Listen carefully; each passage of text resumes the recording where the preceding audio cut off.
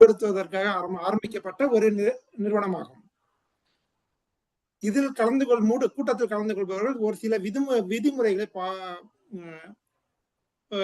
கடைபிடிக்க வேண்டும். முதலாவதாக, உறுப்பினர்கள் பேசும் பொழுது பாலியல், மதம், அரசியல் இதை வந்து பேசுவதற்கு அவங்க பேச்சு தவிர்க்குமாறு கேட்டுக்கொள்ளப்படுகிறார்கள். அவர்கள் பேசும் பொழுது அவர்களுடைய ஒளி மற்றும் காணொலியை திறந்து அவங்க முகம் தெரியுமாறு பேசுமாறு கேட்டுக்கொள்ளப்படுகிறார்கள்.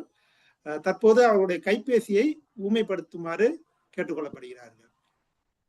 இது 3 விதிமுறைகளையும் நீங்கள் பேசும்போது கடைபிடித்தால் மற்றவர்கள் பேசும்போது அது இடையூறாக இல்லாமல் இருக்கும். மிக்க நன்றி. இப்பொழுது இந்த கூட்டத்தை தொடங்க தலைமை பொறுப்பாளர் மதிப்பிற்குரிய திருமதி கவிதா சிதம்பரம் அவர்களிடம் இந்த கூட்டத்தை வழிநடத்த கேட்டுக்கொள்கிறேன். நன்றி சொல்வேந்தர் வெங்கடேஸ்வரன் அவர்களே. சென்னை தமிழ் சொல்வேந்தர் மன்றம் உங்கள் அனைவரையும் அன்போடு வரவேற்கின்றது. சொல்வேந்தர் மன்றம் ஆரம்ப காலத்தில் தமிழில் பேசினால் போதும் என்று எங்களுக்கு இருந்தது. போக போக கடந்த வாரம் பாண்டியன் அவர்கள் பேசியும் போது தமிழ் பேசுவதே அழகு என்று இருந்தோம். அப்புறம் தான் தெரிந்தது தமிழில் பேசுவது மட்டும்தான் அழகு என்று. அந்த அளவுக்கு ஒவ்வொருவரும் பேசுவதிலிருந்து நாங்கள் நிறைய கற்றுக்கொள்கிறோம். நம்மளுடைய பிளேயர்ல வந்து நிறைய பேர் சொல்லியிருந்தீங்க, இந்த தமிழ் கூறும் நல்லுலகம் சரி பண்ணுங்க என்று. அது வந்து தமிழ் கூறும் நல்லுலகம் 2 அர்த்தத்தை மீன் பண்ணும். ஒண்ணு வந்து தமிழை வந்து அந்த தமிழ் கூறும் நல்லுலகம் அப்படிங்கிறது தமிழை வந்து கூர்மையாக பேசுவது. இன்னொன்னு வந்து அதை ஷார்ப் பண்றது, அது மீனிங். ஆனா இப்ப வந்து நமக்கு அடுத்த வாரம் 50வது மைல்கல் நிகழ்ச்சிக்கு பொற்பாயா வராங்க. அவங்களும் அந்த பிளேயரை பார்த்துட்டு தமிழ் கூறும் நல்லுலகம் அந்த ரூவை மாத்துங்கன்னு சொல்லிட்டாங்க. பொற்கோயா வந்து நமது தமிழின் மூத்த தலைவர். அவர்கள் சொல்வது மட்டுமில்ல, நிறைய பேர் சொல்லியிருந்தாங்க அந்த தமிழ் கூறும் நல்லுலகை மாற்றுங்கள் என்று. அதன்படி அடுத்த வாரத்திலிருந்து தமிழ் கூறும் நல்லுலகம் இந்த ரூ போடப்படும். அதை அனைவருக்கும் தெரிவித்துக் கொள்கின்றேன்.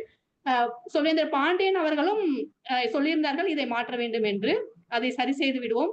என்ன சொல்ல வருகிறோம் என்றால், நீங்கள் சொல்லும் கருத்திலிருந்து நாங்கள் அதை கற்றுக்கொள்கிறோம், சரி செய்து கொள்கிறோம். நிறைய பேர் வந்து இந்த வார்த்தைகள் வந்து வடமொழி, இதை தமிழ்ல மாத்துங்கள்லாம் சொல்லியிருந்தாங்க. அதே போல அதையும் நாங்க மாத்திட்டு வரோம். உங்களுடைய கருத்துக்கெல்லாம் மிக்க நன்றி தெரிவித்துக் கொள்கிறோம். இன்று சிறப்பு விருந்தினராக கலந்து கொண்டிருக்கும் கண்ணன் அவர்கள் எப்படி அறிமுகம் என்றால், அவர் ஒரு புத்தகம் வாங்குவதன் மூலமாக அறிமுகமானார். அவரும் நம்ம பிளேயரை பார்த்துட்டு நிறைய கரெக்ஷன் சொன்னாங்க, இதெல்லாம் சரி செய்யுங்கன்னு சொன்னாங்க. அதற்கு தமிழ் சொல்வேந்தர் மன்றத்தின் சார்பாக நன்றியை தெரிவித்துக் கொள்கிறோம். அப்பதான் நான் கேட்டேன், நீங்க ஒரு நாள் ஏன் நீங்க கல்வியல் அமர்வு நமக்கு தரக்கூடாது என்று கேட்டிருந்தேன். அவர் உடனே ஒத்துக்கொண்டார். எங்கள் அழைப்பை ஏற்று இன்று கல்வியல் அமர்வு தர வந்திருக்கும் சொல்வேந்தர் கண்ணன் அவர்களை தமிழ் சொல்வேந்தர் மன்றத்தின் சார்பாக அன்போடு வரவேற்கின்றோம். இத்தோடு இன்றைய விருந்தினர் அறிமுகத்துக்கு செல்வோம். சொல்வேந்தர் எழிலரசன் அவர்களை நமது மன்றத்துக்கு அறிமுகம் செய்து கொள்ளுமாறு கேட்டுக்கொள்கிறோம்.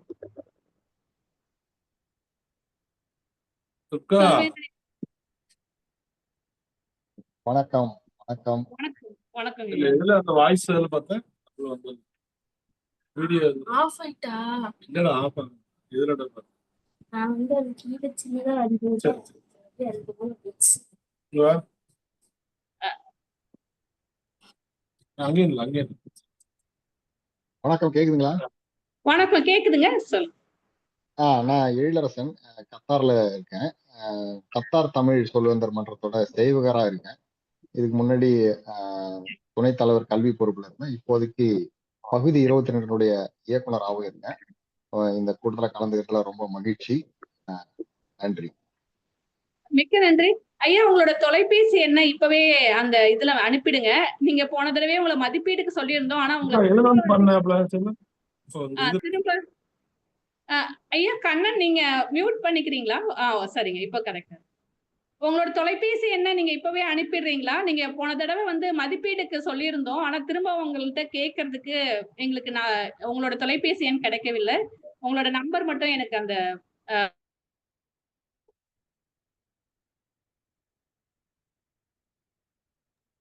கவிதா உங்க ஆடியோ கேட்கல. கவிதா உங்க ஆடியோ கேட்கல. கேட்கலீங்களா? இப்ப கேக்குது கவிதா. ஓகே. சொல்வேந்தர் கண்ணன் அவர்களை நமது மன்றத்துக்கு அறிமுகம் செய்து கொள்ளுமாறு கேட்டுக்கொள்கிறேன். ஐயா, உங்களை பற்றிய அறிமுகம் 1-2 வார்த்தைகள் சொல்லலாம். சொல்வேந்தர் கண்ணன் ஐயா, நீங்க மியூட்ல இருக்கீங்க.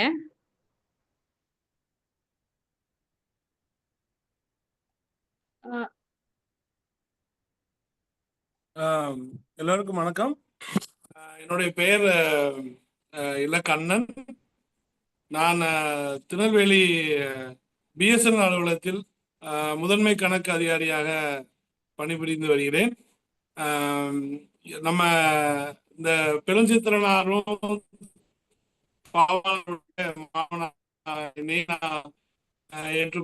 ஏற்றுக்கொண்டு அவங்கள என்னுடைய ஆசிரியராக ஏற்றுக்கொண்டிருக்கிறேன்.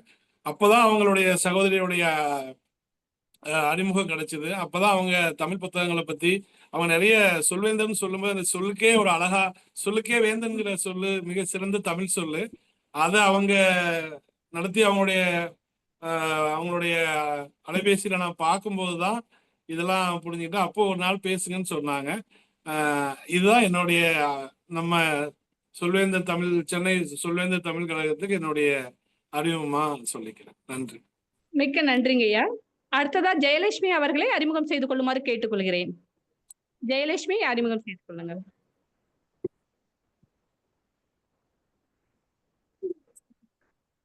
ஜெயலட்சுமி, நான் பேசுறது கேக்குதுங்களா?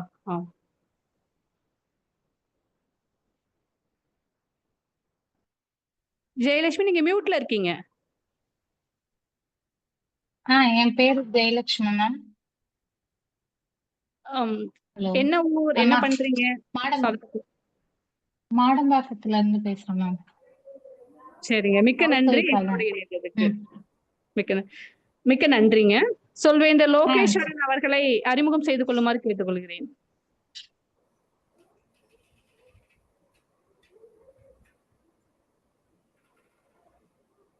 சொல்வேந்தர் லோகேஸ்வரன்.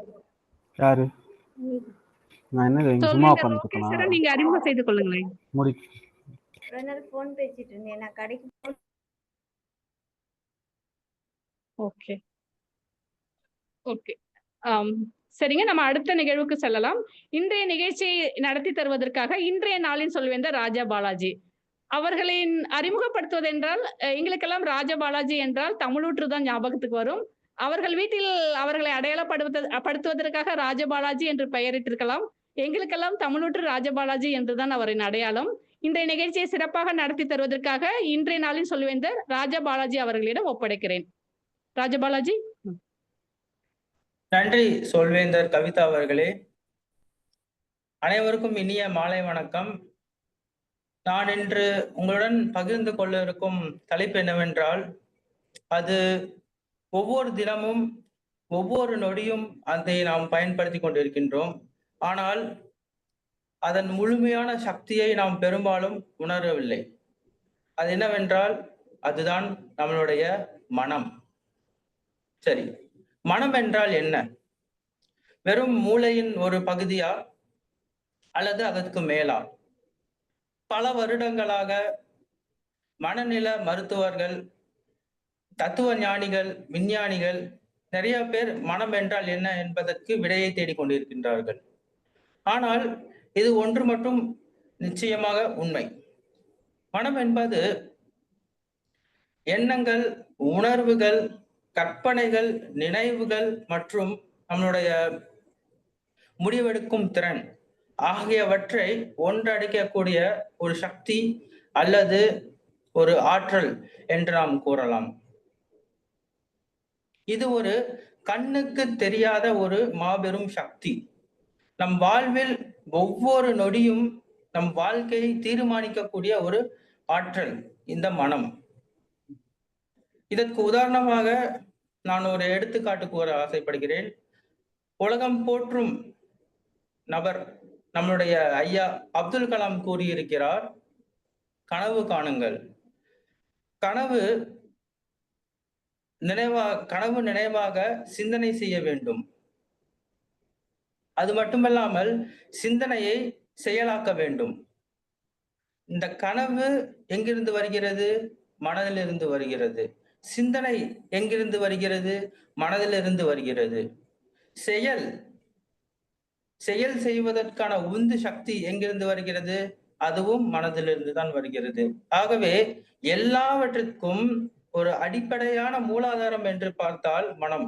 நம் வாழ்க்கையில் வெற்றி பெறுவதற்கும் வாழ்க்கையில் ஒரு தோல்வி நிலைக்கு போவதற்கும் காரணம் நம்மளுடைய மனம்தான். மனம்தான் மிகப்பெரிய ஒரு மனிதனுக்கு கிடைத்த ஒரு வரப்பிரசாதம் என்று நாம் கூறலாம். இதை நாம் மனதில் வைத்துக்கொண்டு நாம் இந்த கூட்டத்தில் இருக்கும் பாகங்களை பற்றி பேசலாம். பொதுவாகவே சொல்வேந்தர்கள் மன்றம் 3 பாகங்களாக பிரியும், 3 பகுதிகளாக பிரியும். முதலாவது பகுதி திட்டமிட்ட பேச்சு, 2வது பகுதி உடனடி பேச்சு, 3வது பகுதி மதிப்பீடு. ஆனால் இந்த மன்றத்தில், இந்த கூட்டத்தில் 4 பகுதி இருக்கிறது. அது சிறப்பு கல்வியல் அமர்வு. இந்த மதிப்பீடு பகுதியை நடத்துவதற்காக நம்முடன் இணைந்திருக்கிறார் சொல்வேந்தர் ஜெய்சங்கர். அவரும் அவருடைய பணியை பற்றி அவர் கூறுவார். சொல்வேந்தர் ஜெய்சங்கர் பற்றி நான் ஒரு சிறிய அறிமுகத்தை கூற ஆசைப்படுகிறேன். அவர் ஒரு உற்சாகமான சொல்வேந்தர். அவர் ஒரு மிகப்பெரிய கனவுடன் இருக்கிறார். ஒரு தொழிலதிபராக வேண்டும், ஒரு ஏஐ வைத்து ஒரு நிறுவனம் ஆரம்பிக்க வேண்டும் என்ற மிகப்பெரிய கனவுடன் இருக்கிறார். அந்த கனவு நிச்சயமாகும் என்று நான் நம்புகிறேன். இப்பொழுது என்னுடைய மேடையை சொல்வேந்தர் ஜெய்சங்கர் அவர்களுக்கு ஒப்படைக்கிறேன். ஜெய்சங்கர், உங்களுடைய அறிமுகத்தை பற்றி கூறலாம். நன்றி திரு ராஜபாலாஜி அவர்களே மற்றும் அனைத்து சொல்வேந்தர்கள், இந்த மேடையில் அமர்ந்திருக்கும் அனைத்து சொல்வேந்தர்களுக்கும் இன்னைக்கு மாலை வணக்கம். இன்றைய கூட்டத்தினுடைய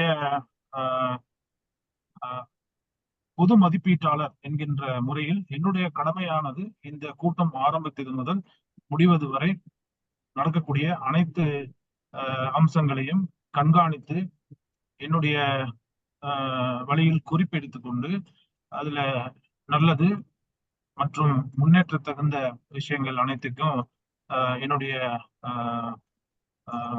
ஒரு சஜஷன்ஸ் வழங்குறது என்னுடைய பொறுப்பு.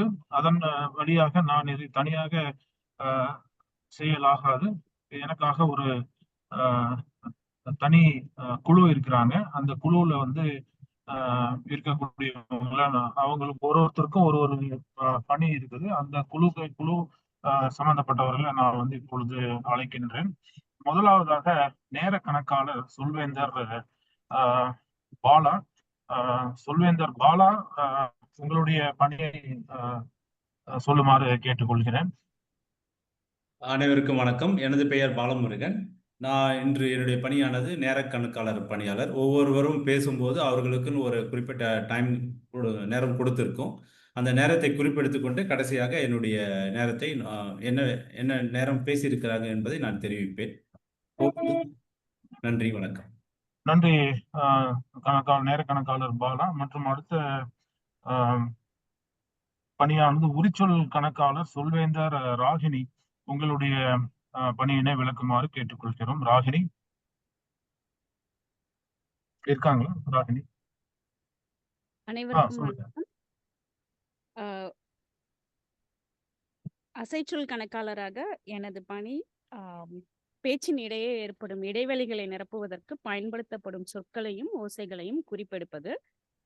கூட்டத்தில் பேசும்போது அதிகமாகவும் திரும்ப திரும்ப பயன்படுத்தப்படும் சொற்களையும் குறித்துக் கொள்வேன். அதாவது ஆகையால், வந்து, பட், சோ, வெல் போன்ற வார்த்தைகள். இடைவெளியை நிரப்ப பயன்படுத்தப்படும் ஓசைகளையும் குறித்துக் கொள்வேன். ஆ, உ, ம். கூட்டத்தின் முடிவில் எந்தெந்த பேச்சாளர்கள் இவைகளை எத்தனை முறை பயன்படுத்தினார்கள் என்ற அறிக்கையை தெரிவிப்பது என்னுடைய வேலை. நன்றி. நன்றி சொல்வேந்தர் ராகினி அவர்களே. மூன்றாவதாக இந்த கூட்டத்தினுடைய இலக்கணவாளர் சொல்வேந்தர் எழிலரசன். உங்களை அறிமுகப்படுத்திக் கொண்டு உங்களுடைய பணியினை சொல்லுமாறு கேட்டுக்கொள்கிறோம். மீண்டும் இணைய அவைக்கு எனது பணிவான வணக்கங்கள். இன்னைக்கு இலக்கணவாளரா எனக்கு 2 பணிகள் இருக்கு. முதல் பணி, இந்த கூட்டத்துல நடக்கிற பேச்சுக்கள்ல இருக்கிற சிறந்த சொற்கொடர்கள், வாக்கிய அமைப்புகள், சொல்லாடல்கள் இதெல்லாம் குறிச்சு வச்சு பொது மதிப்பீட்டாளர் கேட்கும்போது அறிக்கையா வெளியிடணும். அது ஒரு பணி. இன்னொரு பணி இன்றைய சொல்ல அறிமுகப்படுத்தணும். இன்றைய சொல்லா தெளிவாக அப்படின்ற ஒரு சொல்ல அறிமுகப்படுத்துறேன். தினமும் நம்ம வாழ்க்கையில பயன்படுத்துற சரளமா பேசக்கூடிய ஒரு சொல், ரொம்ப எளிமையான சொல். உங்க எல்லாரையும் இந்த பேச்சுக்கள்ல இந்த சொல்ல உபயோகப்படுத்துமாறு பணியோட கேட்டுக்கிறேன். இன்றைய சொற்றொடரா மனம் இருந்தால் மார்க்கம் உண்டு அப்படின்னு ஒரு அருமையான சொற்றொடரை அறிமுகப்படுத்தல ரொம்ப மகிழ்ச்சி அடைகிறேன். இந்த சொற்றொடரையும் உங்க உரைகள்லையும் பேச்சுக்கள்லையும் உள்ளடக்கி பேசுமாறு பணிவுடன் கேட்டுக்கொள்கிறேன். நன்றி. இணைய மேடை மீண்டும் பொது மதிப்பீட்டாளர். நன்றி திரு எழிலரசன் அவர்களே. அடுத்ததாக கவனக்கர் சொல்வேந்தர் சரவணன் உங்களை அறிமுகப்படுத்திக் கொண்டு உங்களுடைய பணியினை விளக்குமாறு கேட்டுக்கொள்கிறேன்.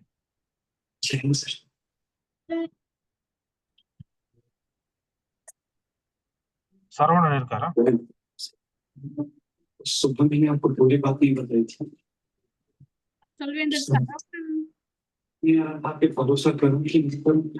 கவனகர் பொறுப்பு நான் ஏற்றுக்கொள்கிறேன். நன்றி கவிதா. உங்களுடைய பணியை விளக்குமாறு கேட்டுக்கொள்கிறேன். கவனகரான எனது பணியானது பேச்சாளர்கள் பேசும் பொழுது அவர்கள் பிலால் அன்மியூட் பண்ணிக்கிறீங்களா? பிலால் அன்மியூட் பண்ணிக்கோங்களேன்.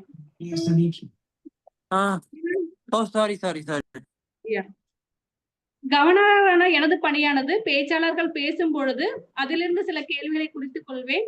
பொது மதிப்பீட்டாளர் அழைக்கும் பொழுது அந்த கேள்விகளை நீங்க எவ்வாறு கவனித்தீர்கள் என்று கேட்டு அதை தெரிந்து கொள்வேன். மிக்க நன்றி பொது மதிப்பீட்டாளர் அவர்களே. நன்றி கவிதா அவர்களே, நீங்க இமிடியேட்டாக இந்த பொறுப்பினை ஏற்றுக்கொண்டதற்கு. இத்துடன் என்னுடைய தனி குழு அறிமுகம் முடிந்தது. இப்பொழுது இன்னுமாக 2 ஆயத்த உரையாளர்கள் இருக்கிறாங்க. அவங்கள பற்றின விளக்கத்தை நான் கொடுக்கணும். அது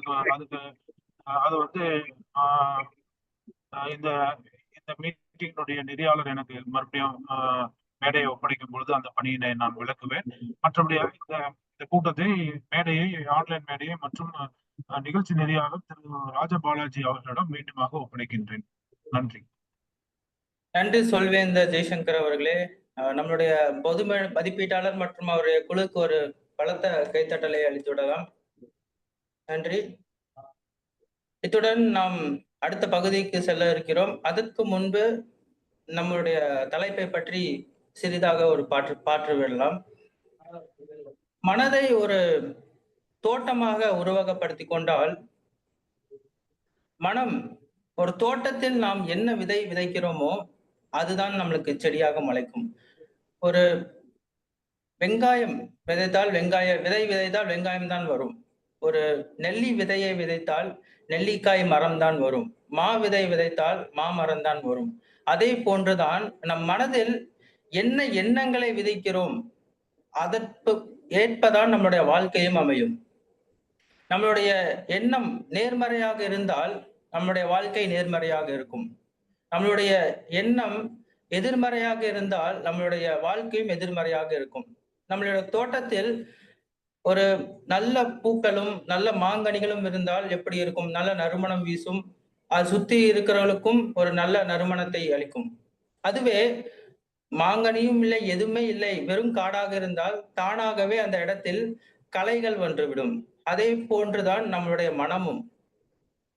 நம்மளுடைய மனதை நாம் நேர்மறையான எண்ணத்தை தினமும் ஊட்டி விதைத்து தினமும் அதை நாம் பராமரிப்பு செய்து கொண்டே இருக்க வேண்டும். இல்லை என்றால் தானாகவே எதிர்மறை எண்ணங்கள் நம்மளுடைய மனதை ஆக்கிரமித்து விடும். எதிர்மறை எண்ணங்கள் நம்மளை ஆக்கிரமித்து விட்டால் நம்மளுடைய வளர்ச்சி தடுக்கப்படும், நம்மால் முன்னேற முடியாது.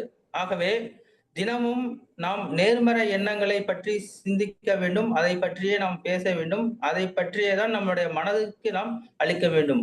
இதை நாம் மனதில் வைத்துக்கொண்டு நாம் அடுத்த பகுதிக்கு செல்ல இருக்கிறோம். இந்த பகுதி என்னவென்றால் திட்டமிட்ட பேச்சு. இந்த பகுதியில் சொல்வேந்தர்கள் தங்களின் பேச்சை தயாரித்து இந்த மேடையில் வழங்குவார்கள். இன்றைக்கு 2 பேச்சாளர்கள் இருக்கிறார்கள். முதலாவது பேச்சாளர் சொல்வேந்தர் சூர்யா.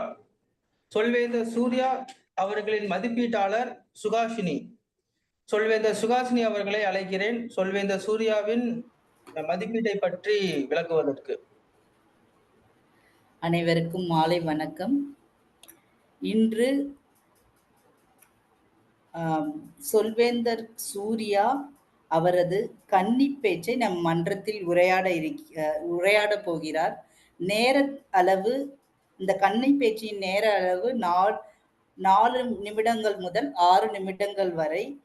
இந்த கன்னி பேச்சின் மதிப்பீட்டு பகுதி திட்டத்தின் நோக்கம் தங்களை பற்றி அறிமுகப்படுத்திக் கொள்வது, உரையாடும் போது நம்பிக்கையுடன் பேசும் திறனை உருவாக்குதல், உரையின் கட்டமைப்பையும் நேரத்தையும் நிர்வகிக்கும் திறனை மேம்படுத்துதல். நன்றி. நன்றி சொல்வேந்தர் சுகாசினி அவர்களே. சொல்வேந்தர் சூர்யா அவர்கள், அவர் படித்த படிப்பு BCA BABL. அவர் தொழில் சேவை மையம் ரியல் எஸ்டேட். அவருடைய இலக்கு என்னவென்றால் இயக்குனர் ஆவது. தற்போதைய கவனம் கதை மற்றும் புத்தகம் எழுதுவது. சொல்வேந்தர் சூர்யா மேடை உங்களுடையது. அவங்களுடைய தலைப்பு சிந்திக்க வைத்த சினிமா, சீடனை சிறப்பாக்கிய குரு. சிந்திக்க வைத்த சினிமா, சீடனை சிறப்பாக்கிய குரு.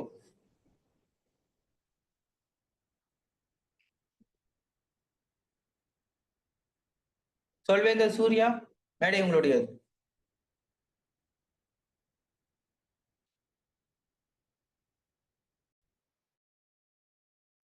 ராஜபாலாஜி, நம்ம அடுத்த பேச்சாளருக்கு போகலாமா? நான் அவங்களுடைய கனெக்ஷனை செக் பண்றேன். நீங்க பட்டாபிராம் சார். கண்டிப்பாக. அடுத்ததாக நம்முடன் இணைந்திருக்கிறவர் சொல்வேந்தர் பட்டாபிராமன். நாங்கள் அவரை DTM பேட் என்று அழைப்போம். அவருடைய தலைப்பு, அதன் முன்னர் அவருடைய மதிப்பீட்டாளரை அழைத்து விடலாம். சொல்வேந்தர் பாண்டியன் அவருடைய மதிப்பீட்டை பற்றி வழங்குமாறு நான் கேட்டுக்கொள்கிறேன். வணக்கம். அவர் பேசிட்டாருங்களா? இல்ல, அவர் என்ன பேச போறாரு அப்படிங்கறத நீங்க சொல்லணும். எவாலுவேஷன் எதை பத்தி பேச போறாரு? தகவலே இல்ல, பேச போறாருன்னு நினைக்கிறேன். வாழ்த்துக்கள். நான் அப்சர்வ் பண்ணிட்டு, நான் கவனிச்சுட்டு அவருக்கு பதில் சொல்றேன். ஓகே. சொல்வேந்தர் பட்டாபிராமன், மேடை உங்களுடையது. இது திட்டமிட்ட பேச்சு அல்ல, இது ஒரு பொதுவான பேச்சு. மணித்துளிகள் 5 to 7. நீங்க பேசுறது எங்களுக்கு சரியா கேட்கல.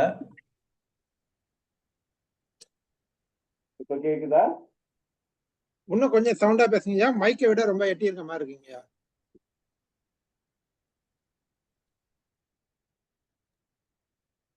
இப்போ வாய்ஸ் கேக்குதா? குரல் கேக்குதா? முன்னாடி விட பரவாயில்லைங்க. இப்ப கவிதா எப்படி இருக்கு குரல்? குரல் ரொம்ப மெல்லிதா தான் இருக்கு. நான் மத்தவங்க கேட்கிறேன். கவிதா? இல்லைங்க சார், கேட்கலைங்க. சரியா கேட்கல. வால்யூம் இல்லைன்னா இன்க்ரீஸ் பண்ணி பாருங்களேன். வால்யூம் ரொம்ப கம்மியா இருக்கு. கேட்கவில்லை. சரியாக கேட்கவில்லை. ரொம்ப மெலிதாக கேக்குதுங்கய்யா. இப்ப கேக்குதா? இப்ப நன்றாக கேட்கிறது. நெருங்கி வரும்போது, நெருக்கமாக வரும்போது கேட்கிறது. நெருக்கம் நமக்கு தேவை. பரவாயில்லையா? இல்ல இந்த இதுல கண்டினியூ பண்ணுவா இல்ல வேற சிஸ்டத்துல வரவா?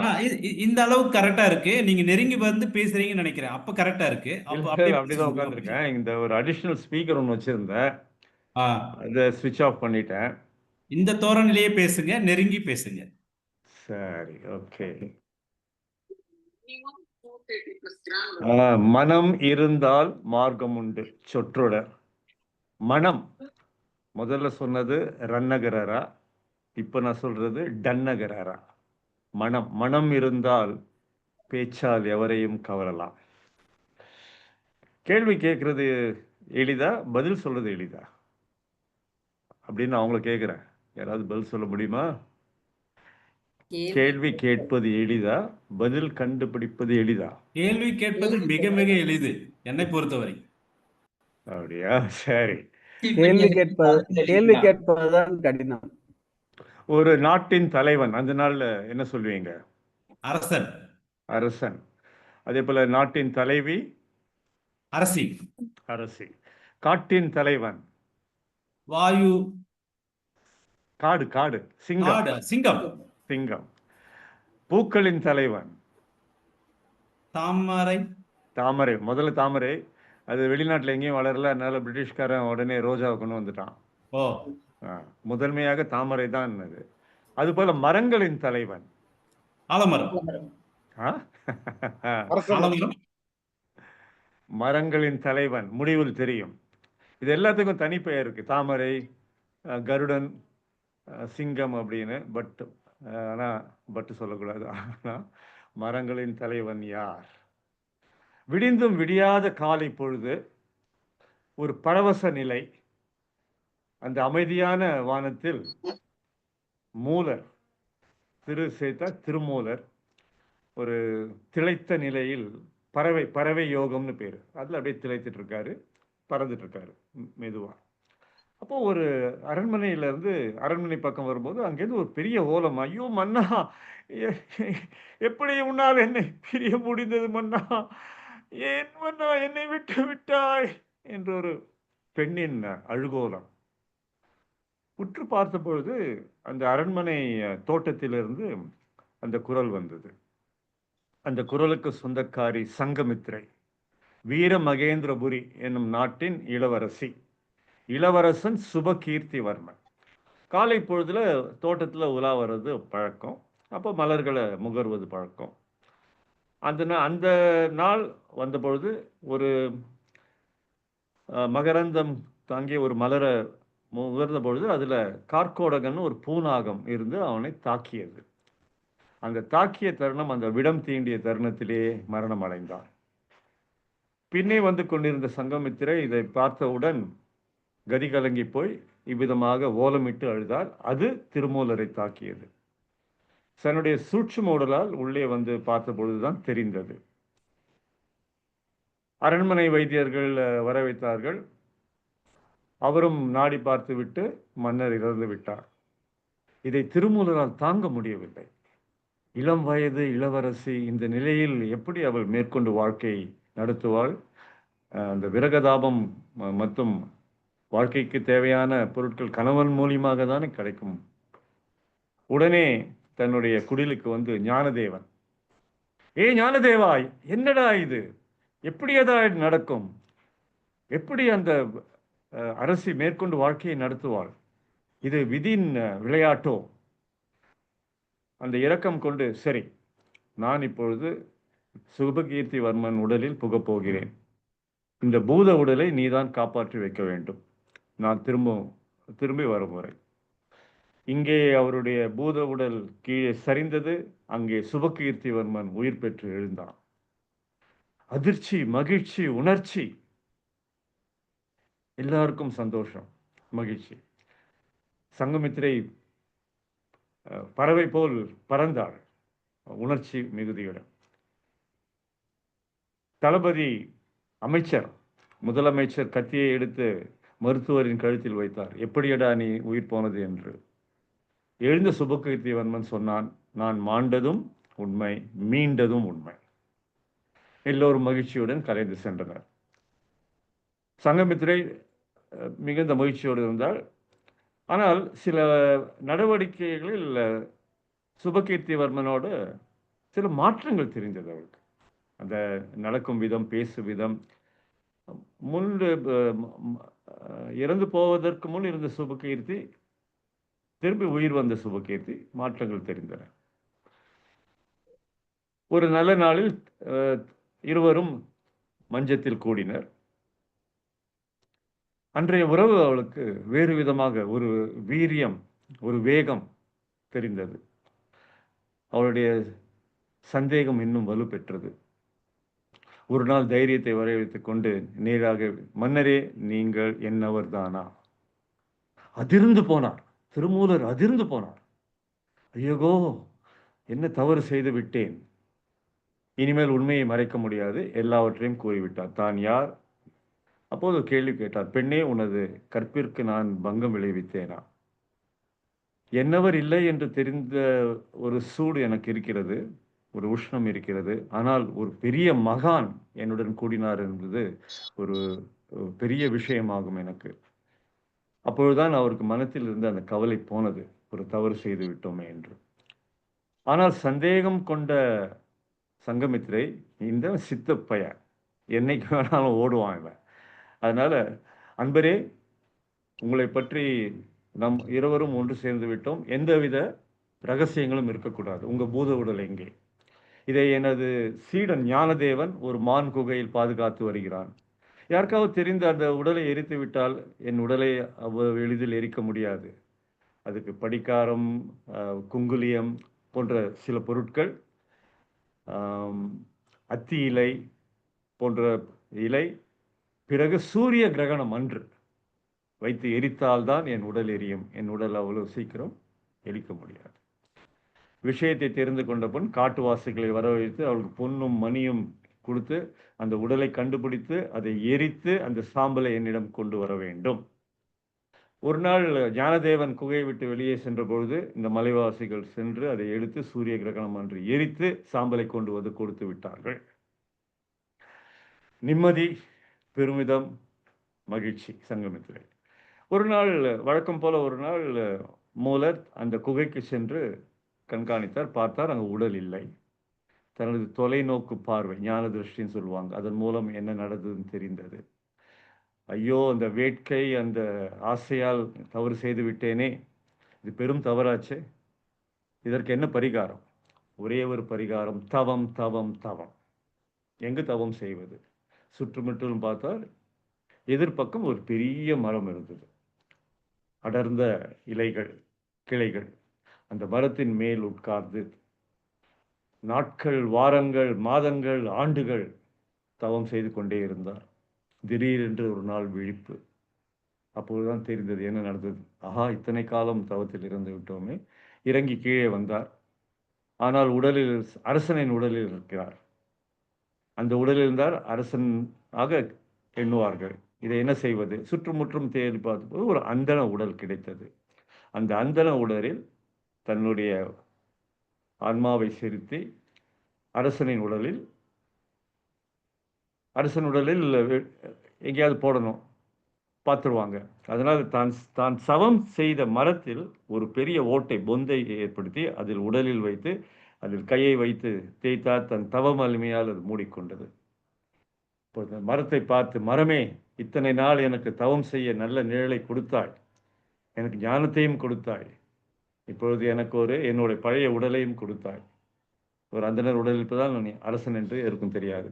ஆகவே இத்தகைய அனுகூலங்களை எனக்கு கொடுத்த மரமே, உனக்கு ஒரு தெய்வீக தன்மை வந்து விட்டது. அதனால் இன்று நான் வாழ்த்துகிறேன். இன்று முதல் நீ அரச மரம் என்று அழைக்கப்படுவாய். ஏனால் ஒரு அரசனின் உடல் உள்ளே உள்ளது. இன்று முதல் நீ அரச மரம் என்று அழைக்கப்படுவாய்.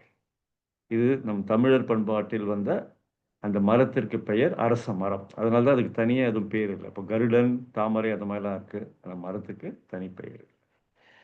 மீண்டும் மேடையை நெறியாளரிடம் ஒப்படைக்கிறேன்.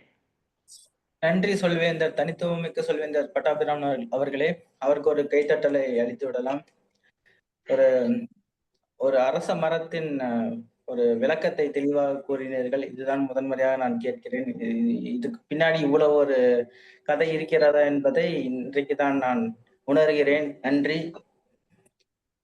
சொல்வேந்தர் கவிதா, நம்முடைய முதலாவது பேச்சாளர் வந்துவிட்டாரா?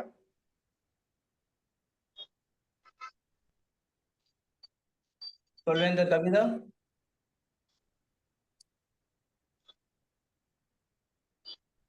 திரு சூர்யா இருக்கிறீர்களா?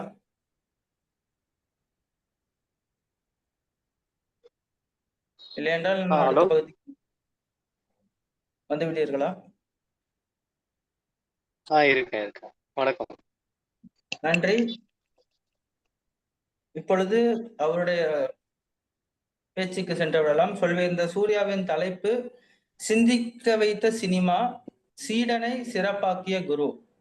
சொல்வேந்தர் சூர்யா, சிந்திக்க வைத்த சினிமா, சீடனை சிறப்பாக்கிய குரு. சொல்வேந்தர் சூர்யா.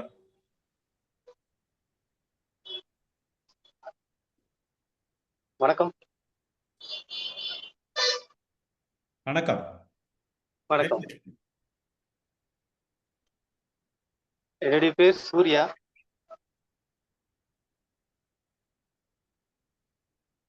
என்னுடைய பேருக்கு அப்படின்னாவே அதுக்குன்னு ஒரு தனி சிறப்பு இருக்கு. நம்ம எல்லாருக்குமே தெரியும். சூரியன் தான் 7 உலகத்துக்கும் பஞ்சபூதங்களின் அதிபதியாக இந்த பிரபஞ்சத்தை வழிநடத்தக்கூடியது. அதன் பின்புதான் இந்த இயற்கை விதிகள் அடிப்படையில் தான் இந்த ஒட்டுமொத்த பிரபஞ்சமும் இயங்குதுன்னு நமக்கு தெரியும். இந்த சூரியன்ற பேருக்கு ஏத்தால் போல என் வாழ்க்கையிலும் நானும் அந்த மாதிரி அமைச்சிக்க வேண்டிய சுச்சுவேஷன் காலத்தில் தலையில அமைஞ்சது. சூர்யா என்ற பேர் வந்து சூரியனை குறிக்கும் அப்படின்னுவாங்க. நான் இதுக்கு முன்னாடியே இந்த பேருக்கு விளக்கம்லாம் கேட்கல. கவிதா மேடம் தான் வந்து உங்க பேர்லயே நிறைய விஷயம் இருக்கு சார், அதை பத்தி நீங்க தேடுங்க, அதை பத்தி நீங்க தெரிஞ்சுக்கங்க, அதை பத்தி நீங்க பேசுங்க அப்படின்னாங்க. ஸோ அப்படின்னு பாக்குறப்பதான் இன்னைக்கு இவ்வளவு விஷயங்கள் நான் பார்க்க முடிஞ்சேன். இந்த இயற்கை விதிகள் அப்படின்னா நம்ம எல்லாருக்குமே தெரியும். சூரியன் வந்து என்ன ஆனாலும் ஆகலைனாலும் கரெக்டா காலையில விடிஞ்சிடும், சாயந்தரம் ஆன உடனே மறைஞ்சிடும் அப்படின்னு. இந்த பூமி அந்த அளவுக்கு தன்னுடைய பணியை செஞ்சுட்டு இருக்கு. பூமியோட சுழல்ல சுத்திட்டு இருக்கு இந்த சூரியனை. அந்த மாதிரி வாழ்க்கையில நானும் வந்து எனக்கான இயற்கை விதிகளை அந்த அடிப்படையிலையும் வகுத்துட்டு தான் என் வாழ்க்கையில நான் வாழ்ந்துட்டு இருக்கேன். அந்த இயற்கை விதிகள் என்னன்னா, நம்ம தினசரி வாழ்க்கை வாழ்றது தான். காலையில ஒரு 5 மணிக்கு எழுந்திருப்பேன். தினமும் காலையில 5 மணிக்கு எழுந்துக்கிறது. அது 5 மணிக்கு கூடவே சேர்ந்து யோகா பயிற்சி பண்றது, அதுக்கப்புறம் ஜிம் போறது. இந்த மாதிரி அந்த என்னுடைய வாழ்க்கைக்கான உடல் உள்ளம் சிந்தனைக்கான நேர்கோட்டுக்கு தேவையானது, வாழ்க்கைக்கு உந்துதலுக்கானது என்னவோ அதை தினமும் செய்யக்கூடிய ஒரு மனிதனாக இந்த பேருனால என்னவோ எனக்கு அந்த ஒரு இணைப்பும் பிணைப்பும் என்னால் எடுத்துக்கொள்ள முடியும். அதை நான் தினசரி செஞ்சுட்டு இருக்கேன். கடந்த ஒரு 20 வருடங்களாவே என்னுடைய பழக்கம் இதுவாக இருக்கு. ஸோ இந்த வழக்கத்திலே தான் நான் வாழ்ந்துட்டு இருக்கேன். அதுல அதே மாதிரி வந்து என்னுடைய சொந்த ஊர் மதுராந்தகன்ற கிராமம். என் கிராமத்து அந்த பேர்லயும் ஒரு பெரிய சிறப்பு இருக்கு. நம்ம இங்கிருந்து ஒரு 65 கிலோமீட்டர்ல கிராமம் மதுராந்தகம் வந்துடும். அங்க பாத்தீங்கன்னா தமிழ்நாட்டுல பெரிய ஏரிகள் ஒண்ணு அந்த மதுராந்தகம். எல்லாருக்குமே தெரியும், நிறைய பேர் கேள்விப்பட்டிருப்பீங்க. இப்போ அந்த இதை வந்து தூர்வாரி ஒரு சுற்றுலா தலமா அமைச்சிருக்கு இந்த அரசாங்கம். அந்த ஏரிக்குன்னு ஒரு வரலாறு. அந்த ஏரியோட வரலாறு என்னன்னு பார்த்தோம் அப்படின்னா, ராமர் வந்து சீதையை வந்து இலங்கைக்கு ராவணன் கொண்டு போனதுக்கு அப்புறம் ஒரு இந்த வழியா போறப்போ அந்த ஏரியில வந்து தண்ணினால் நிரம்பி வந்து அங்க சுத்தி இருக்கிற வந்து கிராமம் வந்து முழுகக்கூடிய நிலைமையில இருந்துச்சு. அப்போ ராமர் போறப்போ அந்த ஏரியை வந்து உடையாம காத்தாரு. அந்த ஏரியை வந்து காத்ததால அங்க ஒரு கோவில் கட்டி ஒரு 200 வருஷமா கால வரலாறுல வந்து அங்க இன்னைக்கும் ராமர் காத்த கோவில் அப்படின்னு சொல்லிட்டு ராமர் கோவில் இருக்கு. அது என் ஊரோட பெருமை. நான் படிச்சு வளர்ந்தது எல்லாமே என் ஊர்ல தான் படிச்சு வளர்ந்தேன். 1ஆவதுல இருந்து 12வது வரைக்கும். அப்புறம் கல்லூரி படிப்புக்கு தான் நான் சென்னையில வந்து படித்தேன். பிசிஏ முடிச்சுட்டு அதுக்கப்புறம் எல்எல்பி ஆனர்ஸ் வந்து ஆந்திராவில் பண்ணேன். இப்போ வேலைன்னு வந்துட்டா வாழ்க்கை வேலை அப்படின்னு வந்துட்டா நான் வேலை ஜாயின் பண்ணது சோனி இந்தியா பிரைவேட் லிமிடெட். இங்கிருந்து தான் என் வாழ்க்கையும் இந்த இன்னைக்கான தலைப்பும் என் வாழ்க்கைக்கான புரிதலும் அங்கதான் எனக்கு ஆரம்பிச்ச இடம். சின்ன வயசுல அப்பாவை தவறுனதுனால எனக்கு என்னவோ வந்து ஒரு குருவாகவும் என்னை நல்வழிப்படுத்துறதுக்கும் ஆள் இல்லை. கிராமம் கவர்மெண்ட் அதாவது அரசு பள்ளியில படிக்கின்ற நிலைமையினால எனக்கு வந்து சரியான வழிகாட்டுதல் இல்லாம இருந்தது. ஆனா கடவுள் மூலியமா எனக்கு ஒரு மிகப்பெரிய வாய்ப்பு, எனக்கு மிகப்பெரிய வந்து ஒரு வாய்ப்பு எனக்கு எங்க அமைஞ்சது அப்படின்னா என்னுடைய செல்வா சார். அங்க சோனி இந்தியாவில் வேலை செய்யறப்ப நம்மளுக்கு சோனின்னாவே நம்மளுக்கு எல்லாருக்குமே தெரியும் அவங்க எதுல பெஸ்ட், எதுல ஆளுமை அப்படின்னு. மியூசிக், கேமரா, டிவி, அதுக்கப்புறம் ஆப் இப்போ கொஞ்சம் கொஞ்சமா பண்ணிட்டு இருக்காங்க. அந்த நுண்ணறிவுலாம் எப்படி வேலை செய்யுது, இங்க கிராமத்திலே நான் வளர்ந்ததுனால வந்து கிராமத்துக்கும் சிட்டிக்கும் நம்மளுக்கும் தெரியும், நிறைய டிஃபரன்ஸ் இருக்கும். இங்க இருக்கிற மாதிரி நிறைய விஷயங்கள் வந்து கிராமத்துல நம்ம பார்த்துக்க முடியாது, தெரிஞ்சுக்க முடியாது. ஸோ இது எல்லாம் தாண்டி அறிவியல் முன்னேற்றம்னா என்ன, ஒரு ஒளியில என்ன மாதிரியான கண்டுபிடிப்புலாம் இந்த நுண்ணறிவு செய்யுது அப்படின்றத மொத்தமா விசுவலா வந்து அங்க எனக்கு கிளாஸ் ஆகும், ப்ளஸ் வந்து எனக்கு வழிகாட்டுதலாகவும் நிறைய விஷயங்கள் என்னால அங்க கத்துக்க முடியுது. ஒரு ஒளி எப்படி டிரான்ஸ்மிஷன் ஆகுது, ஒரு ஒளியில என்னென்ன விஷயங்கள்லாம் வந்து ஒரு ஒளி மூலமா பிறக்குது, இந்த சவுண்டு காதால கேட்கறோட இந்த ஒளியோட நிலை என்ன, அது எப்படி உருவாகுது, அதோட தன்மைகள் என்ன. அதே மாதிரி இந்த சரிகம பதினெஸ்ல இருந்து அது மியூசிக்ல அவங்க அதனாலதான் அவங்க பெஸ்டா இருக்கு. ஸோ சோனியில டிவியில அப்படின்னு நம்ம பார்த்துட்டா ஒரு விஷன், ஒரு காட்சிப்படுத்துதல் எப்படி, ஒரு காட்சியோட நிலைகள் எப்படி, அதோட உணர்வுகள் எப்படி எல்லாம் ப்ரெசென்ட் பண்ணணும் அப்படின்றத மொத்தமா வந்து அங்க பல விஷயங்கள் நான் தெரிஞ்சுக்கொள்ள முடியும். ஸோ அங்கதான் வந்து வாழ்க்கைக்கான புரிதல், ஏன் எதற்கு எப்படி ஒரு வாழ்க்கைன்னா என்ன அப்படின்னு எனக்கு வந்து குருவா இருந்தாரு. அந்த செல்வா சார் அப்படின்னு எனக்கு ஒரு குரு எப்படி அமைஞ்சாரு அப்படின்னு பாத்தீங்கன்னா, சரியான புரிதல் இல்லாம தான் இருந்தேன் அந்த வேலை செய்யற காலகட்டத்துல. ஸோ அப்ப என்ன நடந்தது அப்படின்னு பாத்தீங்கன்னா, புரிதல் இல்லாம காலகட்டத்துல சின்ன சின்ன விஷயத்துக்கு கோவப்படுற மாதிரி ஒரு பிரச்சனை இருந்ததுனால அவரு எனக்கு என்னை பார்த்து புரிஞ்சுக்கிட்டு ஒரு மனுஷன் எப்படியே கையாளுன்னு சொல்லிட்டு எனக்கு என்னுடைய சிந்தனைக்கு ஏத்தா போல எனக்கு ஆப்போசிட்டா எதிர்வினை ஆற்றுறாரு. நான் எதிர்வினை ஆட்டினாதான் எனக்குள்ள இருக்கிற தூண்டுதல் ஆற்றல் வெளிப்படும் அப்படின்னு அவருக்கு எதிர்வினை ஆற்றணுன்னு நான் பல விஷயங்கள் கத்துக்கிட்டேன், பல விஷயங்கள் தெரிஞ்சுக்கிட்டேன்.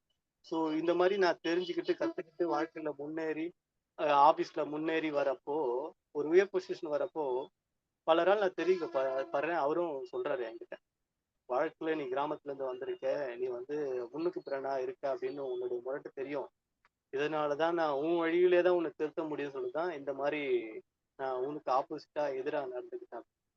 வாழ்க்கையில வந்து அந்த இடத்துல கிடைச்ச எனக்கு ஒரு மிகப்பெரிய வாழ்க்கைக்கான திருப்பு முனை கொடுத்தவர். அதே மாதிரி சினிமாவெல்லாம் அப்படின்னா சோனியில எங்களுக்கு வேலையே அதுதான். ஒரு டிவி வருதுன்னா அது எப்படி கிளாரிட்டி வருது, டேமேஜ் ஆயிருக்கு, இது எல்லாமே பார்க்க முடியும். ஸோ என்னோட முழு நேர வேலையை டிவி பார்க்கறது, அதோட அசம்பிள் செக் பண்றது, சவுண்டு. ஸோ இந்த மாதிரி விஷயத்தினால நான் சினிமாவில் அதிகமாக நாட்டம் ஆரம்பிச்சேன். ஸோ முன்னாடி நான் சொன்ன மாதிரி இந்த கிராமத்துல இருந்து வந்ததுனால நிறைய விஷயங்கள் தெரியல, ஆனால் எனக்கு சினிமா நிறைய விஷயங்கள் சொல்லுது. அன்றிலிருந்து எனக்கு பழக்கமாக ஆயிடுச்சது. சின்ன வயசுல அந்த வயசுல இருந்து 2014 இருந்து நான் கதைகளும் புத்தகங்களும் எழுத ஆரம்பிச்சேன். சினிமாவை சார்ந்த நிறைய விஷயங்கள் கற்றுக்க ஆரம்பித்தேன், சினிமாவை சார்ந்த நிறைய விஷயங்கள் தெரிஞ்சுக்க ஆரம்பித்தேன், சினிமாவை சார்ந்த நிறைய விஷயங்கள் புரிஞ்சிக்க ஆரம்பித்தேன். ஸோ என்னுடைய புரிதலும் என்னுடைய வாழ்க்கை சினிமா நிலையும் அங்கே இணைச்சு கொடுத்த இந்த எதிர்பாராத விதமாக அமைஞ்ச எனக்கு குருவும், என்னுடைய இலக்கை நோக்கி பயணிக்கக்கூடிய ஆற்றல் வெளிப்பட்ட இடமும் எனக்கு அந்த சோனி இந்தியா பிரைவேட் அந்த குருவும் தான். இப்போதைக்கு நான் திருமணம் முடிச்சு எங்க மேடவகத்துல ஒரு இசை மையம் பிளஸ் வந்து ரியல் எஸ்டேட் பண்ணிட்டு இருக்கேன். ஸோ இதுதான் என் வாழ்க்கை வரலாறு. எல்லாரும் வாழ்க்கைக்கும் ஒரு ஒரு திருப்பு முனை இருக்கும். என் வாழ்க்கை திருப்பு முனைக்கு இந்த கதைக்கான கருவே வந்து செல்வா சார்ன்ற ஒருத்தரும் சினிமா வாழ்க்கையிலையும் இந்த உலகத்தை பற்றிய புரிதலை கொடுத்த என்னுடைய Sony India private limited company நிறைய விஷயங்கள் அங்கே என்னால் பார்த்துக்கலாம். நேரம் முடிஞ்சுன்னு நினைக்கிறேன். வாய்ப்புக்கு நன்றி.